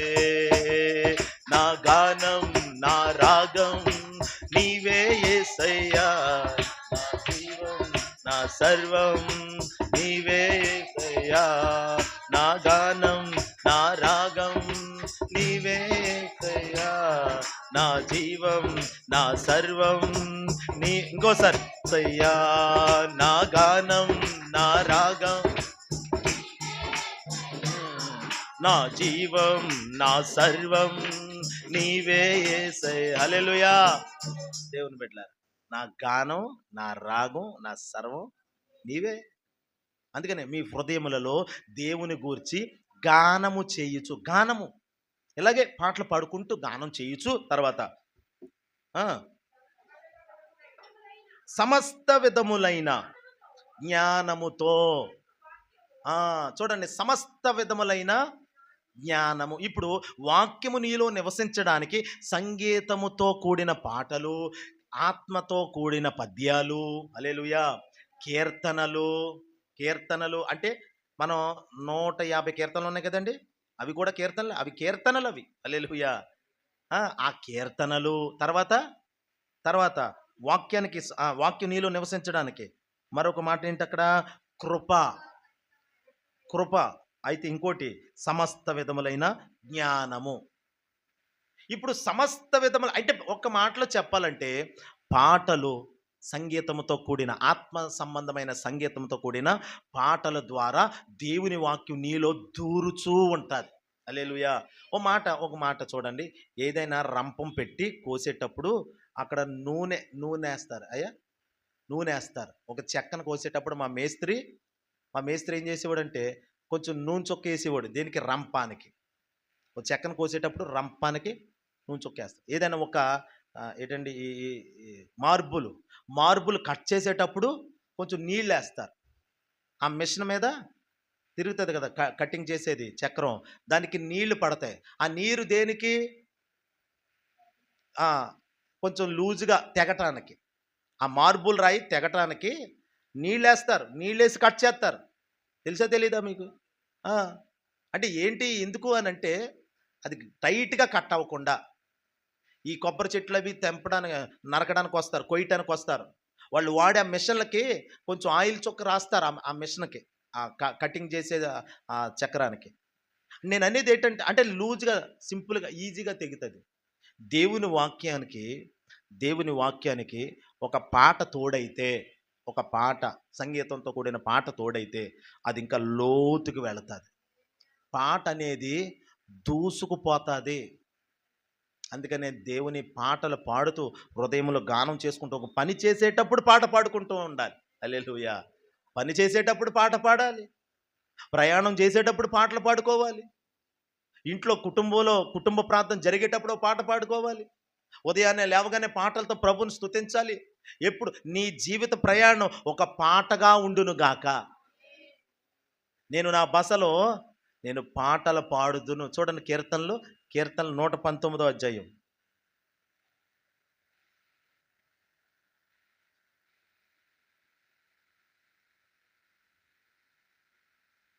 54, 119, 54 వచనం. యాత్రికుడనైన నేను, బాస కాదమ్మా, అది బస. నా బసలో పాటలు పాడుటకు నీ కట్టడలు హేతువులాయెను. చేతులు తల్లి చెప్పండి. యాత్రికుడనైన నేను నా బసలో. బస అంటే ఏంటండి? బస అంటే ఏమంటారు? యాత్ర. బస అంటే ఏంటండి? భోజనం అనుకుంటా. బస సిద్ధం చేసామంటారు కదా, బస. హల్లెలూయా చెప్పండి. మీకు చెప్తాను, నన్ను వింతగా చూస్తున్నారు మీరు. అది ఎక్కడ ఉంది పాస్టర్ గారు అన్నట్టు. హల్లెలూయా. చూడండి, దేవునికి బస అంటే సమయం కాదు, సమకూర్పు కాదు. చూపిస్తానా అండి, ఒక్క నిమిషం. తెలుగు వ్యాఖ్యానం ఉంటుంది పరిశుద్ధ గ్రంథంలో. తెలుగు వ్యాఖ్యానం అది చూస్తే కరెక్ట్గా ఉంటుంది అక్కడ.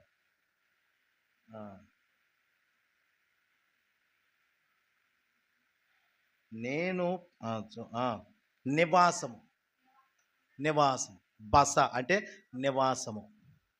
నేను నా బసలో, చూడండి, యాత్రికుడనైన నేను నా బసలో అంటే మరి యాత్రికుడికి నివాసం ఉంటుందా? యాత్రికుడికి నివాసం ఉంటుంది కదా. మరి ఇక్కడ ఏమంటున్నాడు? నేను పరదేశిని, కానీ నా నివాసములో ఏమనబడుతుంది? పాటలు పాడుటకు నీ కట్టడలు అంటే వాక్యము, కట్టడలు అంటే వాక్యము, వాక్యము కారణమయ్యింది. అంటే వాక్యాన్ని బట్టి పాటలు కడుతున్నారు భక్తులు. దేవునికి స్తోత్రం కలుగుగాక. ఒకడు పాట పాడుతున్నాడండి, ఎట్టకారం కాదు కానీ, ఇదిగో నేను నీకోసమే అని పాడుతున్నాడు. ఆ పాటనే అది ఆడు ఎగస్ట్రాలో ఆడు చేసిందంతా కూడా చూస్తే ఆడు ఒక పిల్ల కోసం రాసేసాడు ఆ పాట. దేవుడి కోసం రాసేసాను అనుకున్నాడు ఆడు. ఒక అమ్మాయి కోసం రాసేసాడు ఆడు. ఆడెవడో యవనస్తుడు. దేవుని పాటల్ని ఇలాగా ప్రేమ సంకేతాలుగా రాసేద్దాం అన్నట్లుగా కూడా కొంతమంది అలాగా ప్రేమ కావ్యాలు రాసేస్తారు, రసిక కావ్యాలని ఉంటాయి. కానీ ఇక్కడ చూడండి, భక్తులు పాటలు రాశారంటే అందులో దేవుడు ఉన్నాడు. పాటలో దేవుడు ఉండాలి, పాటలో పరిశుద్ధాత్ముడు ఉండాలి. హల్లెలూయా. పాటలో వాక్యం ఉండాలి. ఇప్పుడు అందుకని నేను పాటలు పాడుటకు నీ కట్టడలు నాకు హేతువులాయెను. పాటలు పాడుటకు, పాటలు రాయుటకు కట్టడలు అంటే వాక్యమే కారణం. వాక్యాన్ని బట్టి పాట, వాక్యం విన్నాం, ఇప్పుడు పాట పాడుకోవాలి. హల్లెలూయా. అందుకనండి కుటుంబ ప్రార్థనలో మీరు ఒక పాట పాడుకోవాలి, వాక్యం చదవాలి, అందరూ తల ప్రార్థన చెయ్యాలి. హల్లెలూయా. అలా ప్రార్థన చెయ్యాలి, కుటుంబ ప్రార్థన. అది చెయ్యండి, తప్పకుండా దేవుడి కార్యాలు చేస్తాడు. నూతన సంవత్సరాలు అలాగా ఎల్లప్పుడూ జనవరి 1వ తారీఖు నుండి క్రమం తప్పకుండా కష్టమైన నష్టమైన కుటుంబ ప్రార్థనలో మనం మండించబడదుము గాక. యాత్రికుడనైన నేను, మనం యాత్రికులు, పరదేశులు, మనకు స్థిర నివాసం లేదు.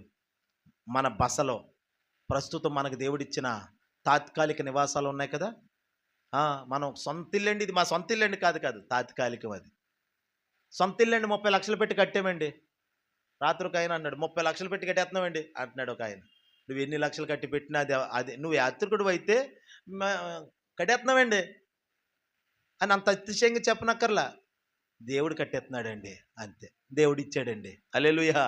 దేవుడు ఇచ్చాడండి ఇల్లు, ప్రభు ఇచ్చాడు. యాత్రికుడు ఎలా చెప్తాడు? నేను యాత్రికుడిని అనుకున్నవాడు అదే నా ఇల్లే, దేవుడిచ్చిన ఇల్లే అండి, దేవుడిచ్చిన వాహనమే అండి, దేవుడిచ్చిన కుటుంబం అండి. అన్నిటికీ దేవుడు దేవుడు దేవుడు దేవుడు, అన్నిటికీ దేవుడిని తేకుండా మధ్యలోకి అంటారు. వాళ్ళ సైతాన్ సంబంధాలు కాబట్టి అలాగంటారు. అన్నిటికీ దేవుడిని తేవాలి. హల్లెలూయా. ప్రభువుని అన్నిట్లో పెట్టాలి. మరి ఆయన లేకుండా తగు ఎలా తీరుతుందండి? ఆయన లేకుండా వివాదం ఎలా చల్లారుతుంది? సమాధాన పరిచేవారు ధన్యులు వారు, సమాధాన పరిచేవాడు ఉండాలి కదా అక్కడ. ఆయన ఎవరు? ఆశ్చర్యకరుడు, ఆలోచనకర్త, నిత్యుడగు తండ్రి, సమాధానకర్త. ఆశ్చర్యకరుడు, ఆలోచనకర్త, నిత్యుడగు తండ్రి, సమాధానకర్త. తన వంటి గొప్ప దేవుడు ఎవరున్నారిలలో, తన సాటైనా దీటైనా దేవుడు లేడిల, తన వంటి మనసారా ఆనందిస్తూ ఎవరు నారిలలో, తన సాటైనా దీటైనా దేవుడు లేడిలలో.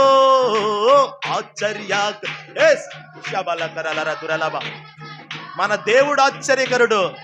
చందరగర బలకర తరలగర తురనమా కతాయే ఆశ్చర్య ఔరబల శబరబర బలకర తరలగర కతా.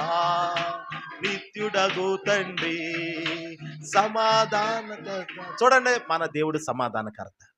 ఇద్దరు మాట్లాడుకునేటప్పుడు ఆయన ఉండాలి. నువ్వు ఒంటరిగా ఉన్నప్పుడు ఆయన నీతో ఉండాలి. హల్లెలూయా. నువ్వు ఆ ప్రయాణంలో ప్రభువుని తోడుగా తీసుకెళ్ళిపోతున్నాడండి భక్తుడు. నేను నా బసలో యాత్రికుడు అంటే యాత్రికుడు ఏం చేస్తాడు? ప్రయాణమే కదా చేస్తాడు. మన ప్రయాణం అంతా కూడా ప్రభువే ఉండును గాక.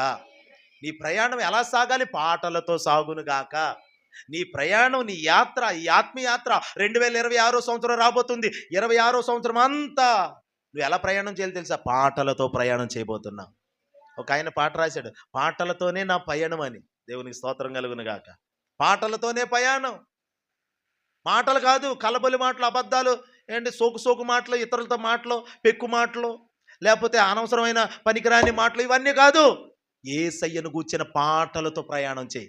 2026కి ఒక తీర్మానం తీసుకోండి. మనం ఎలాగ 31st నైట్ ఏమండి కొన్ని ఒప్పుకోళ్ళు చేస్తాం, కొత్త తీర్మానాలు చేస్తాం. అలాంటి కొత్త తీర్మానాలు ఇప్పుడే నిర్ణయించుకోండి. ఏం తీర్మానం చేసుకోవాలి నేను ప్రభుతో 2026లో నేను ఎలా ఉండాలి అని నువ్వు కోరుకుంటున్నావు. ప్రార్థన చేయండి. ప్రార్థన చేసి మంచి నిర్ణయాలు తీసుకోండి. సంఘములో చెప్పండి. హల్లెలూయా.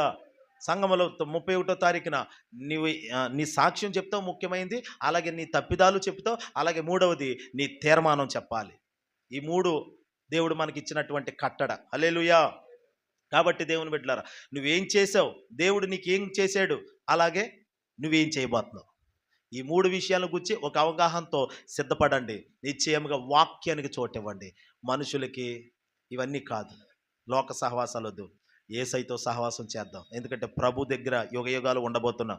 ఆయనతో ఇక్కడ నువ్వు ఎంత సహవాసం చేస్తావో రేపు నిత్య రాజ్యంలో ఆయనతో నువ్వు ఉంటావు. వాక్యం చదువు, పాటలు పాడు, ప్రార్థన చేయి. వాక్యం చదువు, పాటలు పాడు, ప్రార్థన చేయి. ఇదే ఈ క్రమం, ఇదే లైను. హల్లెలూయా. అబ్రాము వాక్యం దగ్గర వంగిపోయాడు.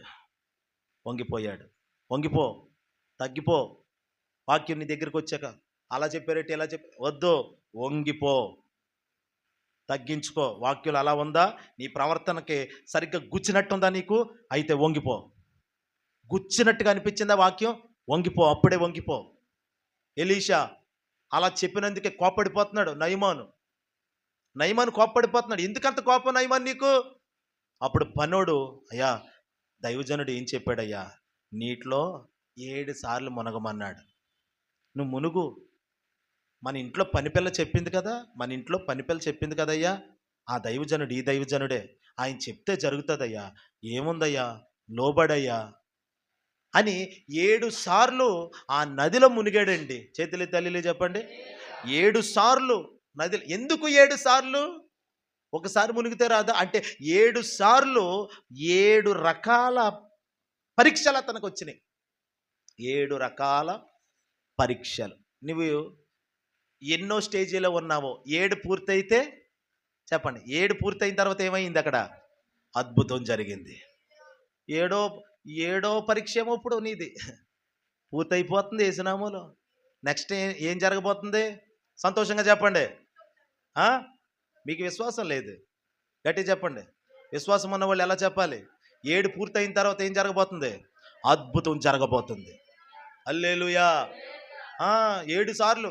మొదటిసారి మునిగి ఏటో ఆ పాస్టర్ ఎలా చెప్పాడు, కొంచెం రెండోసారి మునిగి, సర్లే ములుగుతా. అలా 7 సార్లు తగ్గించుకున్నాడు. హల్లెలూయా. 77 ఏళ్ల మారులు మట్టుకు నువ్వు క్షమించాలని చెప్పాడు ప్రభు యేసయ్య. నీ తోటి వారిని నువ్వు 77 ఏళ్ల మారులు మట్టుకు నువ్వు క్షమించాలి. అత్తమాలు మన తోటివారు మన పట్ల తప్పు చేస్తారండి. ఏదో సంవత్సరాలు 2-3 మన పట్ల తప్పు చేశారు. అప్పుడు మనం ఏం చేయాలి చెప్పండి అందరూ? క్షమించాలి.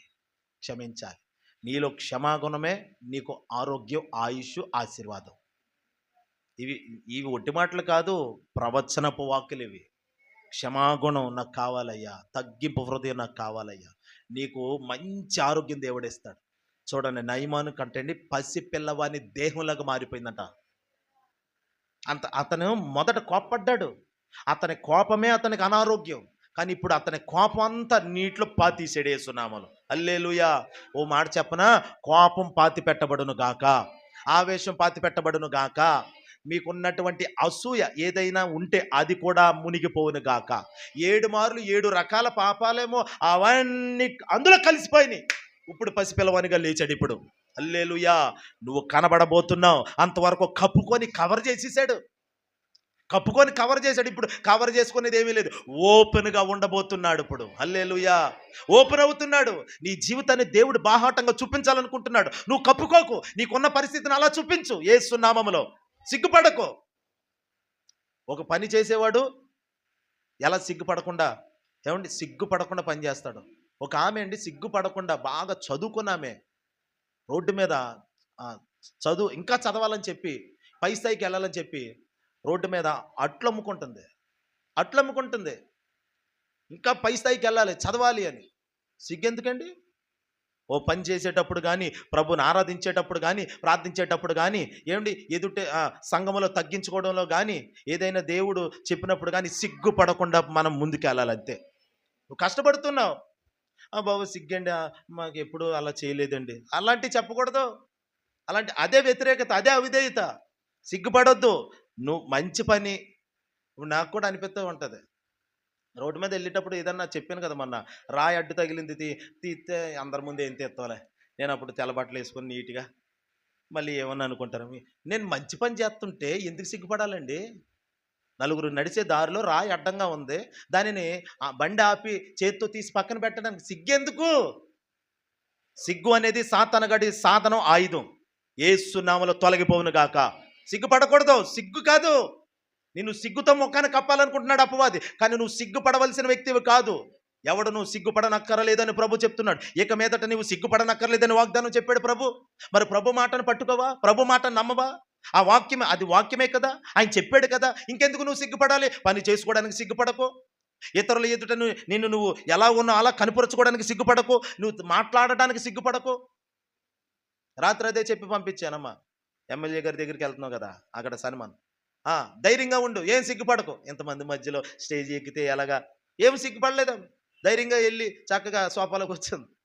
పిల్లలిద్దరూ కూడా సిగ్గుపడకూడదు. అధికారులు ఎదుటికి వెళ్ళినప్పుడు సిగ్గుపడకూడదు, ఎవరితోనైనా మాట్లాడేటప్పుడు సిగ్గుపడకూడదు. ఆ ధైర్యము, సిగ్గు అనేది సాతానుగడ ఆయుధాలు. మళ్ళీ చెప్తున్నాను, దేవుడు నిన్ను ధైర్యంతో నింపబోతున్నాడు.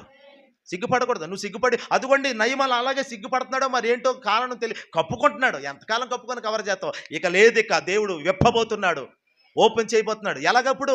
ఇప్పుడు పసిపిల్లవానిలా కనబడుతున్నాడు. అంటే పసిపిల్లాన్ని ఎందుకు అక్కడ రాయబడిందంటే ఇంకా తగ్గించుకుంటున్నాడు. ఇప్పుడు తగ్గించుకుంటున్నాడండి.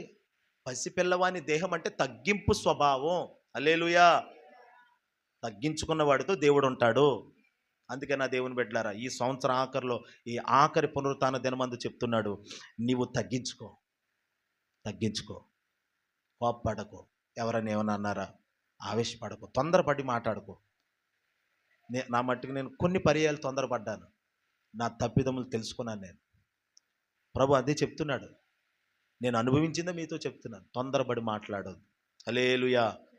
దేవుడు తగిన కాలమందు కార్యం చేస్తాడు. సిగ్గుపడకు. నువ్వు ఎలాగున్నావు అలాగుండు. ఎందుకు సిగ్గుపడాలి? ఒక ఆమె బాగా కాలిపోయింది. కాలిపోయి ఇంట్లో కూర్చొని ముసుగేసుకొని ఏడుస్తూ ఉండేది, కాలిపోయిందని చెప్పి. ఈ టీవీలో కూడా ఆమె పెద్ద వైరల్ అయ్యింది. తర్వాత ఆమె ఎవరో చెప్పారంట, నువ్వు ఎంతకాలం అలాగుంటావు, నువ్వు ఒక ఇన్స్పైర్ అవ్వాలి, నీలాంటి పరిస్థితిని ఎదుర్కొంటున్న వారికి నువ్వు ఇన్స్పైర్ అవ్వాలి అని చెప్పి ఏదో మోటివేషన్గా కొన్ని మాటలు చెప్తే, ఆ అమ్మాయి అప్పటి నుండి కాలిపోయిన మొక్క, చాలా అందమైన అమ్మాయి, యాసిడ్ పోసేసాడు ఒకడు. ఇంకా ఎప్పటికీ చూపించుకోలేని నా ముఖం అనుకునేది. కానీ ఎవరో చెప్పిన మాటలు, ఆ మాటలకు ధైర్యం తెచ్చుకొని బయటకు వచ్చి చక్కగా ఒక జీవనోపాధి మొదలెట్టింది. మొదలెడితే దాని ద్వారా కొంచెం ఇన్కమ్ వచ్చేది, సంపాదించేది. ఆ తర్వాత జరిగింది ఏమిటంటే, ఏమండి, నలుగురికి ఇన్స్పైర్గా ఉంది. తర్వాత నలుగురిని పోషించే వ్యక్తిగా మారింది. ఆమె ఒక చిన్న కంపెనీ ఏదో పెట్టింది, అదేమో అభివృద్ధి చెందింది. ఆ తర్వాత ఆమెలాగా అబాసుపాలైపోయిన వాళ్ళు, ఆమెలాగా అన్యాయం చేయబడిన వాళ్ళు ఆమె దగ్గరకు వచ్చి సేద తీర్చబడుతూ ఉన్నారు. ఎందుకు? మాకు ఒక రోల్ మోడల్ ఉంది కదా. ఆమె కాలిపోయి, అంతా కోల్పోయి, సర్వం కోల్పోయి ఈరోజు నేనెందుకు బతకాలి అని చచ్చిపోవాలి. అలాంటి ఆమె చచ్చిపోదాం అనుకున్న టైంలోనే నిలబడిపోయింది. మేమెందుకు చావాలని ఆమె దగ్గరికి వెళ్తున్నారు, సలహాలు తీసుకుంటున్నారు. చూడండి, లోకంలో ఇలా జరుగుతుంది. మన దేవుడు జీవం కలిగిన దేవుడు అండి. ప్రభువు ఉన్నాడు మనకి, ప్రభువు ఉన్నాడు. నీకు ఎందుకు నిరాశ? సిగ్గుపడటం కానీ, ఏమండి ఇంకోటి భయపడటం కానీ, అధైర్యంగా ఉండటం కానీ వద్దు. ధైర్యంగా ఉండు, పౌరుషంగా ఉండు. దేవుడు కార్యం చేయబోతున్నాడు, అద్భుతం చేయబోతున్నాడు. నీతిమంతుల సింహము వలె ధైర్యముగా ఉందరు. సిగ్గును విడిచిపెట్టు, అన్ని వదిలే, ప్రభు కొరకు నిలబడు. కరపత్రిక ఇచ్చేటప్పుడు సిగ్గుపడకో, వాక్యం మోసేటప్పుడు సిగ్గుపడకో. ఎక్కడికైనా ప్రార్థనకి వెళ్ళేటప్పుడు బైబిల్ పట్టుకుని వెళ్తుంటే నడి రోడ్లో నడుస్తున్నామంటే సిగ్గుపడకు. హల్లెలూయా. ఎందుకని? సిగ్గుని తొలగించే వాక్యాన్ని నువ్వు మోస్తున్నావు. హల్లెలూయా. మరి అది చాలామంది మరి చిన్న చూపుగా అసలు వాళ్ళు చిన్న చూపుగా చూసేవాళ్లే సిగ్గుపడవలసిన వారు. తాము సిగ్గుపడవలసిన విషయములలో మేమే గొప్ప అనుకుంటారంట. గొప్పగా ఉండవలసిన విషయంలో సిగ్గుపడతారంట. బైబిల్లో ఉందండి. నువ్వు సిగ్గుపడవలసిన వ్యక్తివి కాదు ఇక మీదట. హల్లెలూయా. అలా సిగ్గుపడి దాచుకున్నాడు, కవర్ చేస్తున్నాడు. ఇక మీదట కవరింగ్లు ఏముండవు. బాహాటంగా ప్రభు మార్చబోతున్నాడు. ప్రతి విశ్వాసిని ప్రభు అలా మార్చబోతున్నాడు. హల్లెలూయా. నువ్వు అలాగుండాలని ప్రభు కోరుకుంటున్నాడు. కప్పుకొని కవర్ చేసేది కాదు ఇక మీదట. నీ సాక్ష్యము బయటికి రావాలి. ఇప్పుడు నీ సాక్ష్యం బయటికి రావాలి. బయటికి రావాలంటే ఏడోసారి మునిగిన తర్వాత ఏం జరిగింది? చెప్పండి అందరూ చెప్పండి. ఏం జరిగింది? స్వస్థత జరిగింది, అద్భుతం జరిగింది. అదే రెస్పాండ్ అవ్వాలి. అడిగినప్పుడు రెస్పాండ్ అవ్వాలి. ఏం జరిగింది చెప్పండి? స్వస్థత, అద్భుతం, విడుదల, విమోచన. అదే కదా. అది చూడబోతున్నావు నీ జీవితంలో. అట్టి సాక్షిగా దేవుడు నిన్ను నిలుపును గాక. మన సంఘంలో ఉన్న ప్రతి ఒక్కరిని దేవుడు సాక్షులుగా నిలుపును గాక. దేవుడి మాటలు మన వెనుకలో దీవించును గాక. ప్రార్థన చేసుకుందాం.